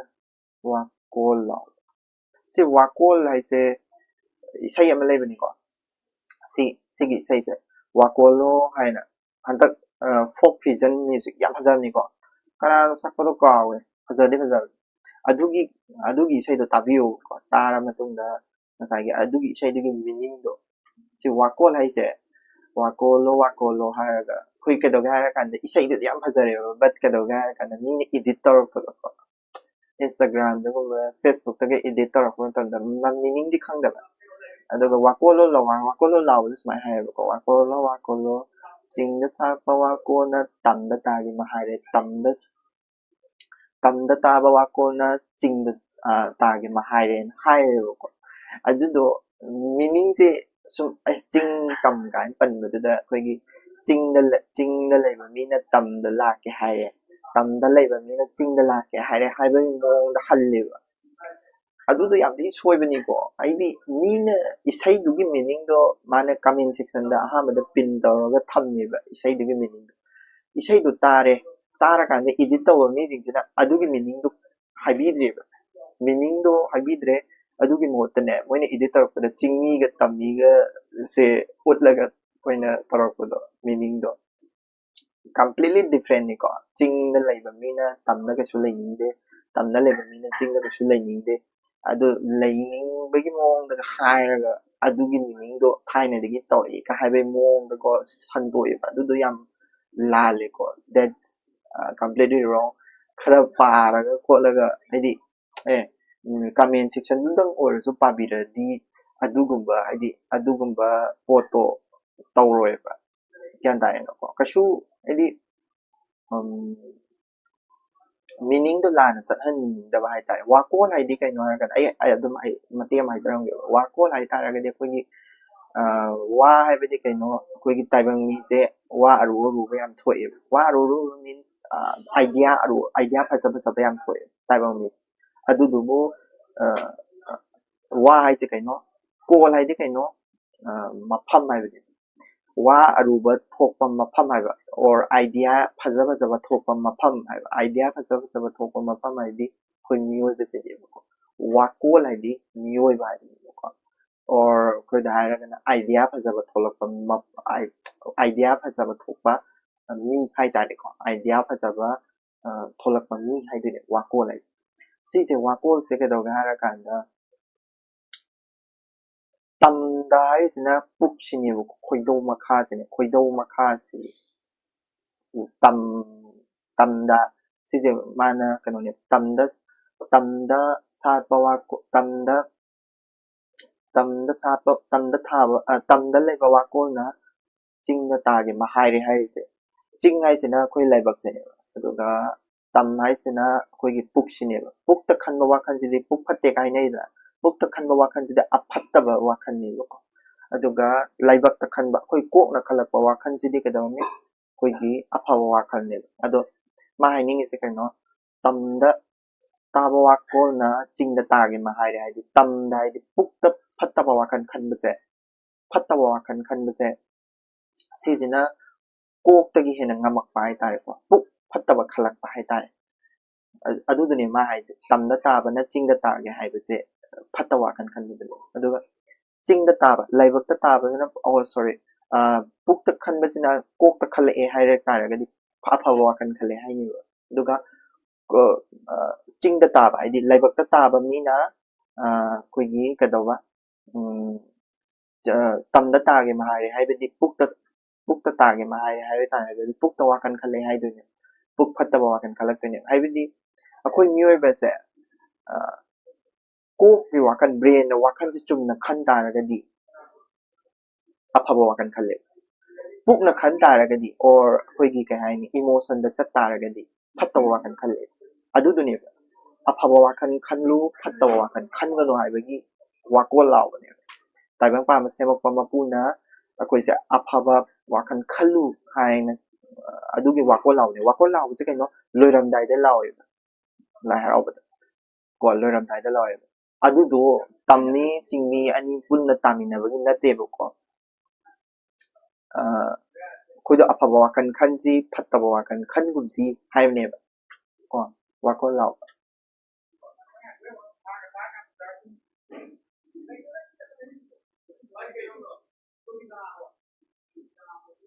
wakol law lere lai lai bung sangai da kusin adedi lai 78 subada wakol law matungda lai do laibung sangai da pusalani ko laibung da pusan laibung da pusan loisal e ko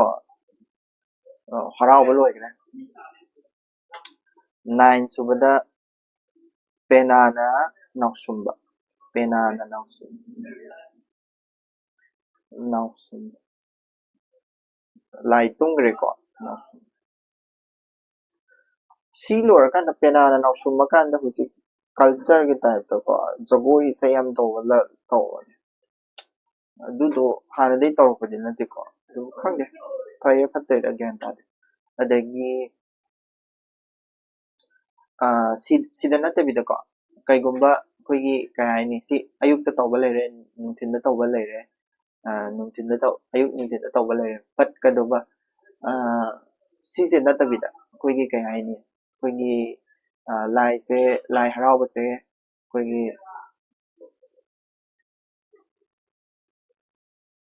lai haraoba se koigi kaini numit mangini mangani pangthokpa le yam sangna pangthokpa ko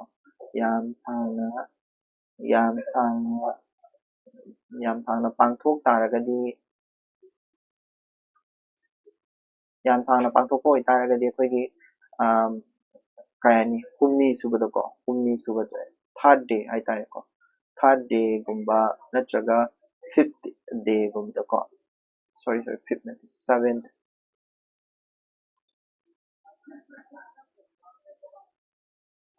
day gumda ko kanglei thokpa ina ko kanglei thokpa ina tawe kanglei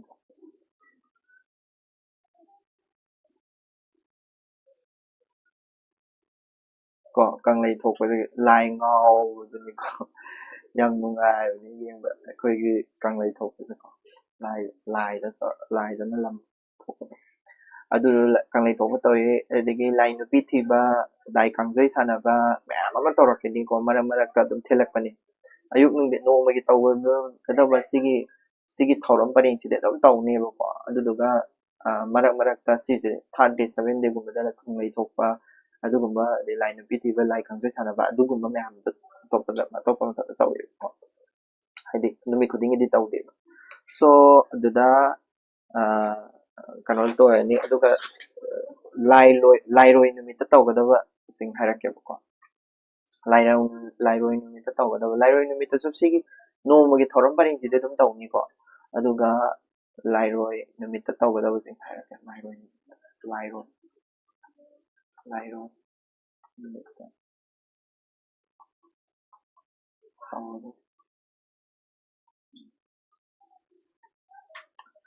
lai roi numita tawgadaba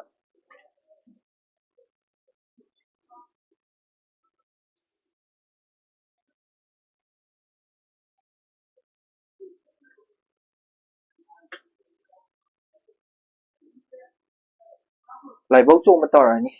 kwa lai bau chu ma torani lai bau chu ba loiba adagi adu lora matungda kadarani wakol thaba wakol lawa tani ko sigido wakol lawa torani sising ngasai nomagi thoram paring duni ko dum lai ko wakol thaba adagi sidana tangkul saba don lairoi numita da tangkul saba tangkul huitek pangkhang haina haini ko tangkul kare tangkul saba do tangkul huitek pangkhang hai su huitek pangkhang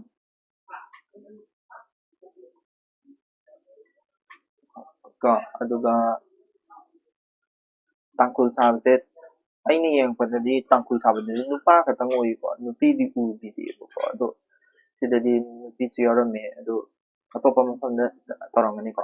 ꯑꯩꯈꯣꯏꯒꯤ ꯂꯥꯏ ꯍꯔꯥꯎꯕꯗꯤ ꯌꯥꯝ ꯄꯤꯛꯑꯦꯕꯀꯣ ꯑꯗꯨꯗꯨꯅ ꯑꯣꯏꯔꯛꯄꯁꯨ ꯌꯥꯏ ꯇꯥꯡꯈꯨꯜ ꯁꯥꯔꯝ ꯅꯨꯔꯥꯕꯤ ꯇꯥꯡꯈꯨꯜ ꯁꯥꯔꯝ ꯅꯨꯔꯥꯕꯤ ꯁꯥꯕ ꯁꯤꯁꯦ ꯇꯥꯡꯈꯨꯜ ꯁꯥꯕꯁꯦ ꯊꯣꯛꯑꯅꯤ ꯁꯤꯁꯤꯅ ꯂꯥꯏꯔꯣꯏ ꯅꯨꯃꯤꯠꯇ ꯇꯧꯗꯣꯏꯅꯤꯀꯣ ꯑꯗꯒꯤ ꯀꯩꯗꯧꯔꯅꯤ ꯍꯥꯏꯔꯀꯥꯟꯗ ꯉꯁꯥꯏꯒꯤ ꯑꯧꯒ꯭ꯔꯤ ꯆꯣꯡꯉꯅꯤ ꯀꯣ ꯑꯧꯒ꯭ꯔꯤ ꯍꯪꯒꯦꯜ ꯆꯣꯡꯉꯅꯤ ꯈꯦꯟꯆꯣ ꯄꯥꯎꯁꯥ ꯂꯣꯏ ꯇꯧꯔꯅꯤ ꯁꯤꯅ ꯈꯦꯟꯆꯣ ꯄꯥꯎꯁꯥ ꯁꯤꯁꯦ ꯉꯁꯥꯏ ꯄꯥꯟꯊꯣꯏꯕꯤꯅ ꯇꯧꯔꯝꯕꯗꯨ ꯉꯥꯛꯇꯅꯤꯀꯣ ꯄꯥꯎꯁꯥ ꯑꯗꯒꯤ ꯑꯗꯨ ꯂꯣꯏꯔ ꯃꯇꯨꯡꯗ ꯍꯤꯌꯥꯜꯂꯣꯟ ꯍꯥꯏꯀꯣ ꯁꯤꯁꯦ ꯍꯤꯌꯥꯜꯂꯣꯟ ꯁꯤꯁꯦ ꯀꯩꯅꯣ ꯍꯤꯌꯥꯜꯂꯣꯟ ꯃꯥꯏꯕꯤꯅ ꯁꯛꯄꯗꯨꯅꯤꯀꯣ ꯁꯛꯇꯨꯅ ꯂꯥꯏ ꯂꯣꯏꯒꯅꯤ ꯂꯥꯏ ꯂꯣꯏꯁꯤꯜꯂꯅꯤ ꯀꯣ ꯂꯥꯏꯔꯣꯏ ꯅꯨꯃꯤꯠꯁꯤꯗ ꯄꯨꯡ ꯕꯥꯔꯣꯒ ꯍꯦꯟꯕꯅꯤ ꯍꯦꯟꯕ ꯌꯥꯗꯦ ꯀ ꯍꯥꯏꯅꯕꯅꯤ ꯐꯠꯇꯦꯅ ꯀꯣ ꯑꯗꯒꯤ ꯀꯣꯟꯌꯥꯏ ꯊꯥꯔꯅꯤ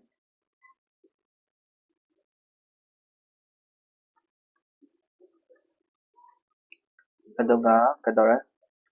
ꯃꯥꯏꯕꯤꯅ ꯁꯔꯣꯏ ꯈꯥꯡꯉꯅꯤ ꯂꯥꯁꯇ ꯃꯥꯏꯕꯤꯅ ꯁꯔꯣꯏ ꯈꯥꯡꯉꯤꯀꯣ ꯐꯠꯇꯅꯕꯗꯤ ꯄꯨꯔꯥ ꯁꯔꯣꯏ ꯈꯥꯡꯕ ꯍꯥꯏꯁꯤꯗꯗꯤ ꯐꯠꯇꯕ ꯂꯥꯏꯗꯣ ꯑꯗꯨꯒꯤ ꯆꯥꯛꯊꯥꯛ ꯄꯤꯕꯗꯨꯅꯤꯀꯣ ꯁꯔꯣꯏ ꯈꯥꯡ ꯑꯗꯩꯗꯤ ꯂꯥꯏꯔꯣꯏ ꯂꯣꯏꯁꯟꯈ꯭ꯔꯦ ꯂꯥꯏ ꯐꯠꯇꯕ ꯃꯌꯥꯝꯁꯤꯡꯁꯨ ꯂꯣꯏꯅꯃꯛ ꯍꯥꯏꯗꯤ ꯈꯨꯟꯖꯥꯎ ꯂꯩꯆꯥꯎꯅꯕꯒꯤꯗꯃꯛꯇꯀꯣ ꯁꯤ ꯂꯥꯏ ꯍꯔꯥꯎꯕ ꯃꯇꯨꯡꯗꯒꯤꯗꯤ ꯁꯤ ꯂꯥꯏ ꯂꯣꯏꯈ꯭ꯔꯅꯤ ꯂꯥꯏ ꯍꯔꯥꯎꯕꯁꯤꯗ ꯂꯣꯏꯔꯦꯀꯣ ꯂꯥꯏ ꯂꯣꯏꯔꯕ ꯃꯇꯨꯡꯗꯗꯤ ꯑꯩꯈꯣꯏꯅ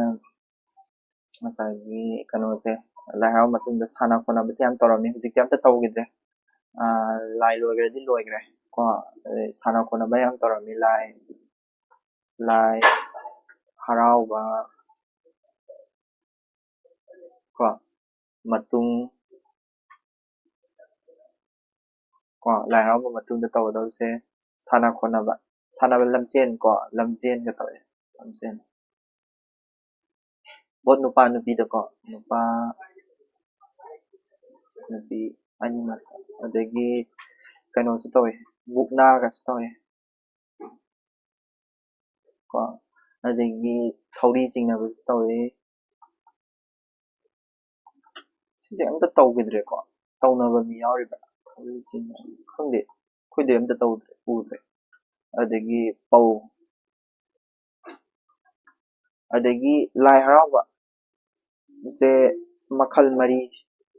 ꯁꯨꯝ ꯃꯥꯅ ꯈꯥꯏꯗꯣꯛꯑꯝꯕꯒꯤ ꯃꯇꯨꯡ ꯋꯥꯔꯦꯡꯒꯤ ꯃꯇꯨꯡ ꯏꯟꯅꯀꯣ ꯂꯥꯏ ꯍꯔꯥꯎꯕꯁꯦ ꯃꯈꯜ ꯃꯔꯤ ꯊꯣꯛꯅ ꯈꯥꯏꯗꯣꯛꯑꯝꯃꯦ ꯑꯏꯕꯁꯤꯅꯀꯣ ꯂꯥꯏ ꯍꯔꯥꯎꯕꯁꯦ ꯃꯈꯜ ꯃꯔꯤꯁꯦ ꯀꯪꯂꯩ ꯍꯔꯥꯎꯕ ꯍꯥꯏꯁꯤꯅ ꯑꯩꯈꯣꯏ ꯃꯌꯥꯝꯅ ꯆꯠꯅꯔꯤꯕ ꯍꯧꯖꯤꯛ ꯀꯪꯂꯩ ꯍꯔꯥꯎꯕꯁꯤꯅꯀꯣ ꯑꯩꯈꯣꯏꯒꯤ ꯃꯌꯥꯝꯁꯤꯒꯤꯅꯤꯀꯣ ꯑꯗꯨꯒ ꯇꯣꯞ ꯇꯣꯞꯄꯗ ꯃꯣꯏꯔꯥꯡ ꯍꯔꯥꯎꯕꯁꯦ ꯃꯌꯥꯝ ꯆꯠꯄꯤꯔꯕ ꯃꯣꯏꯔꯥꯡ ꯍꯔꯥꯎꯕ ꯀꯪꯂꯩ ꯍꯔꯥꯎꯕꯁꯤꯗ ꯑꯩꯈꯣꯏ ꯃꯌꯥꯝꯁꯦ ꯇꯧꯅꯕꯅꯤ ꯃꯣꯏꯔꯥꯡ ꯍꯔꯥꯎꯕ ꯂꯩꯔꯦ ꯀꯛꯆꯤꯡ ꯍꯔꯥꯎꯕ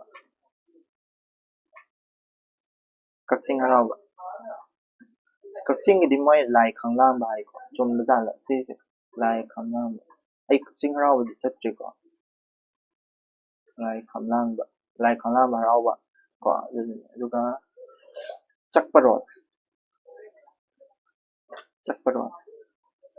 ꯆꯛꯄꯔꯣꯜ ꯍꯔꯥꯎꯕꯀꯣ ꯆꯛꯄꯔꯣꯜ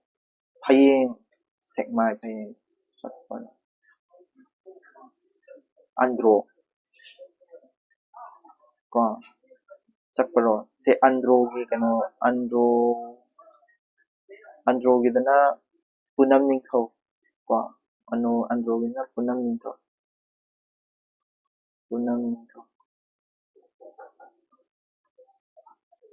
ꯄꯨꯅꯝ ꯅꯤꯡꯊꯧ ꯑꯗꯨꯒ ꯁꯦꯛꯃꯥꯏꯒꯤꯗꯅ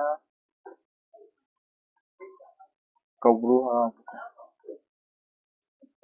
ꯃꯥꯅ ꯁꯤꯗ ꯋꯥꯔꯦꯡꯗ ꯏꯔꯝꯕꯗꯨꯅꯤꯀꯣ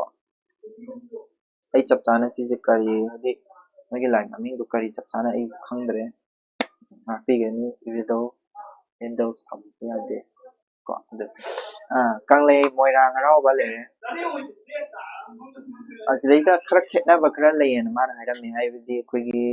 yumpham thabagumba ko yumpham da yumpham moirang lai haraoba sida ko yumpham thabagumba dagi khong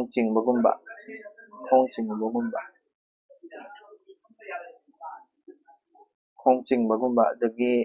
lamthokbagumba da khara khetnai haina hairami ko mana lai hayeng lai haraoba pulap punna culture gi torpa matamda ai amuk seng amuk sisam fasana amuk hairage ko adagi kapching lai haraoba da so akhoi maibana ikouda ko maibana ikouba ko maibana ikouba maibina natabida ko maibana oini ikouba adagi isingda lupa ngasai isingda lupa da maibina tongnai dana moidi maibana toi ko isingda lupa adagi lai kontharo sikase tongan haidi khenabadune aine rate na iraise ko lai kontharo dasu khenai ba ko adagi asmaina khara khenabe lai adugo moi ahum sidi hape adu mane ko this three kanglei moirang kakching sidi yam mane ko aduga chakparol da tawbasina khara khenai ko aduduna mana sida haramise lai haraubase koigi kaini ningthau lai ko adagi umang lai di 364 lai hai ko adagi ningthau lai myam am chalai adagi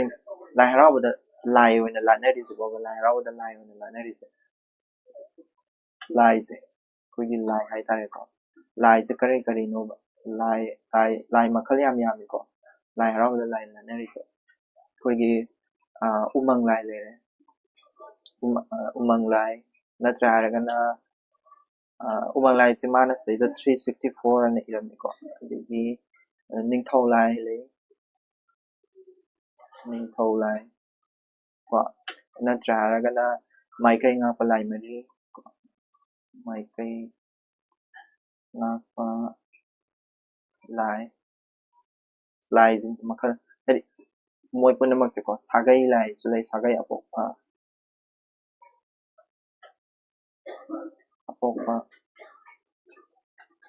adagi akal athau oina latpa sulai akal athau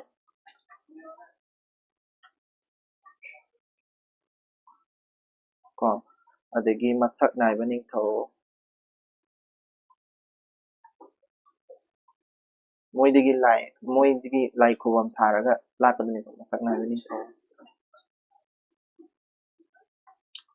adagi angakpa toramba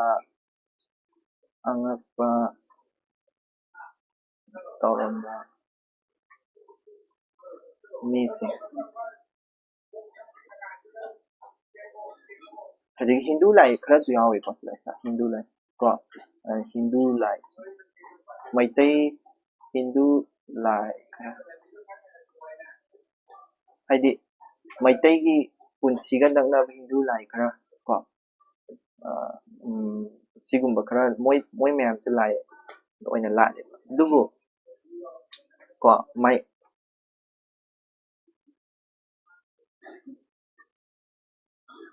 haidi lai haraubase lon da dagi sanskriti da dagi kari kara da khara khetnaba leirasu mapung oila ko bulap lai sigi lai punamakse ayamana koigi haurakpa lai koigi kano do sigi lai haraubada punamakta tawriba mayam singse ayamana koigi apokpa lai ko koigi taibang bamba laingthau lairangri guru sidaba sijineba sembagi moi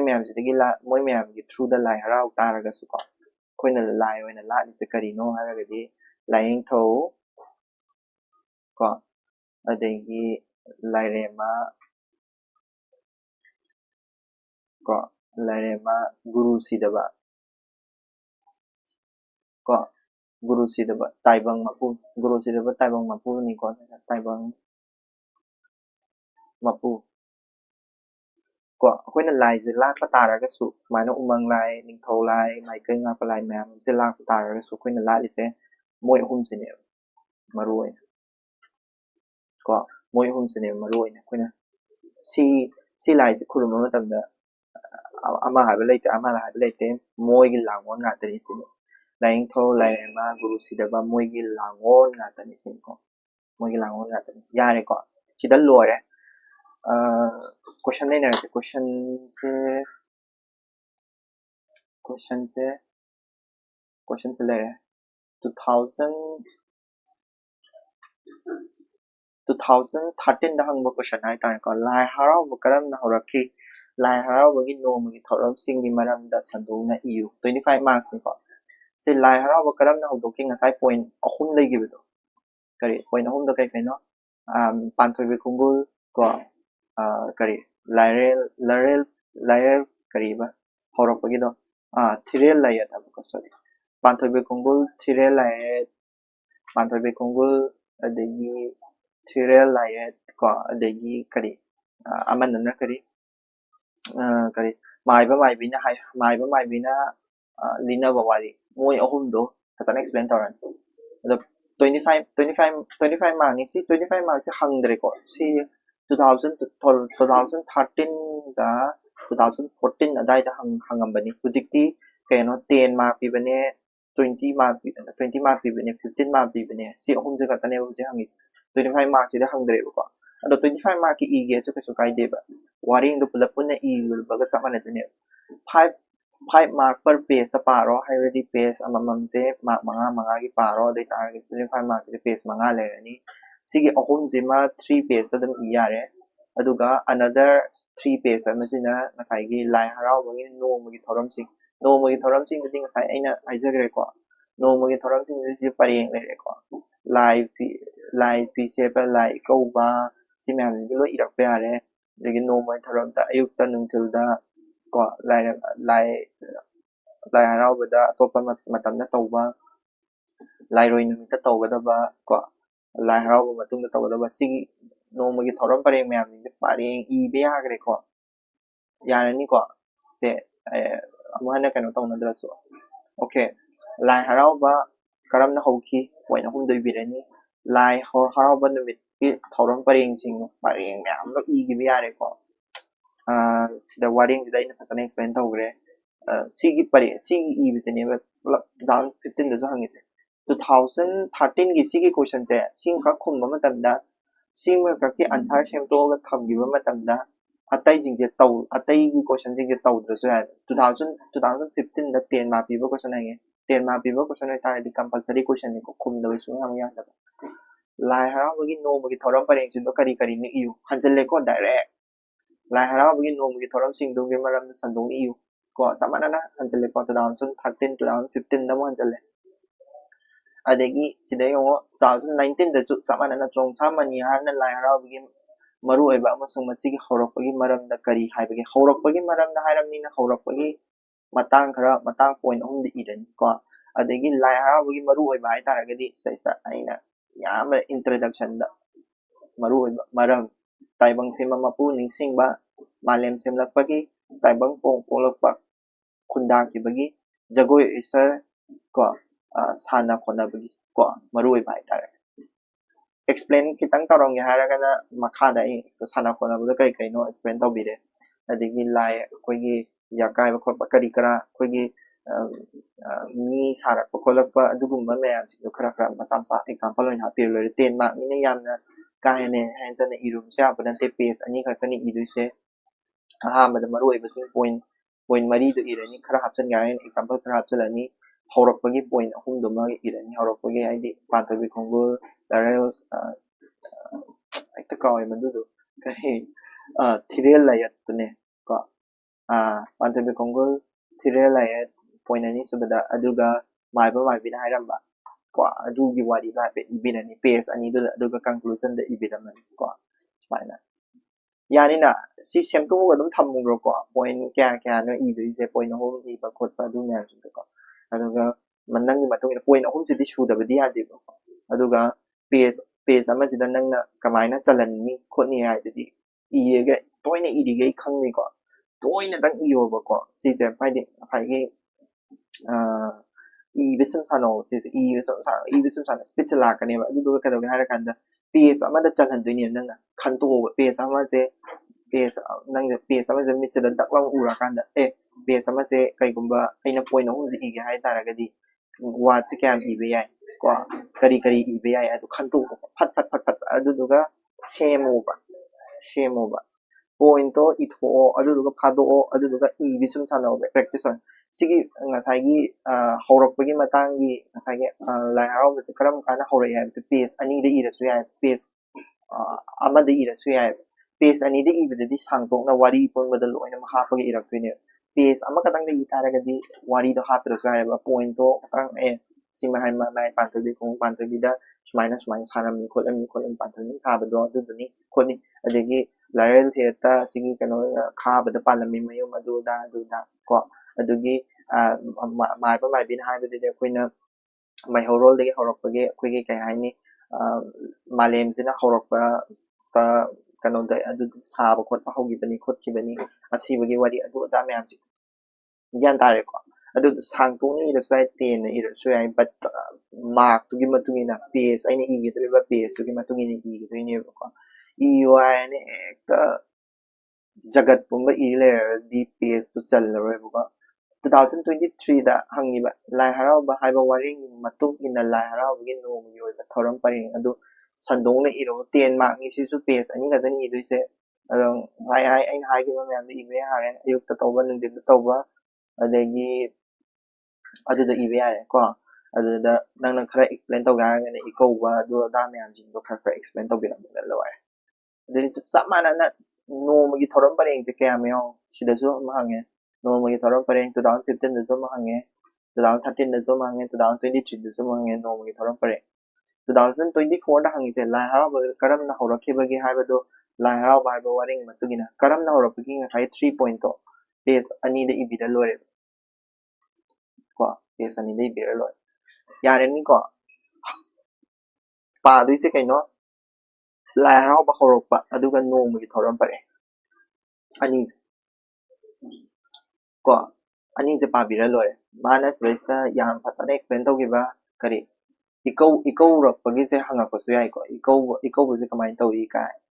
ikou bugi matana yam yawi dana ko adigi adu ikou da kadawi lai ikou bugi thoram pareng chi du iu kai naga si se hangak tri ko adu hangak taragadi lai ikou bu se tongana extra oina hangak padi yai hana hangidaba hangak ya haragadi ko atai di yare yani ko sida lo chalase mathangdadi sama somsung sensitivity orangani ko sama somsung sensitivity aina matam changi se kai gino haragadi aisu payo ko pari paraga edi pangtak ta ko su habu nate duna khara padragadi aisu ta ko ngambiu ko duna aisu haiba nate aisu paraga ne haire se ai lan bun mem am jarangani ba du semtok piro and Manipuri option se yare ga ai thuna lo sanaba banage aina ngambagaydi ay loinamak tawrake but ngamdragadi ay okay khudam oina ay grammar gi paper 1 de loi loigre ko question semba khotpa aingon le isada loi le do ayana pambiragadi dum request tawrpe ani adubu ay video oina semade ay semba dum nangdoi man ke kaino de November matung dagi de video semje to ani ko so adubawgi manungda ina ngamjaba novel si loraga novel paisira nugi wani masa paisira ma pairani aduga drama kari kara adu losalani aduga culture gi kharaga to nade ancient medieval Manipuri gi lyric sing do lari ariba amasung mayai chamba matang gi lyric sing do Panthavi Kongul Chandrigi Dijala changba numit kapa aduga mayam do kharaga nainaraga November thasida nangba anangba ge nainarani nangdabagaydi ay nainaragumge aduga anambaga November dagi de tawroy bako December dagi de ayamana GS sa focus tawrani adugana mayam su dum help tawbiro ngasigi sida lo salage thank you so much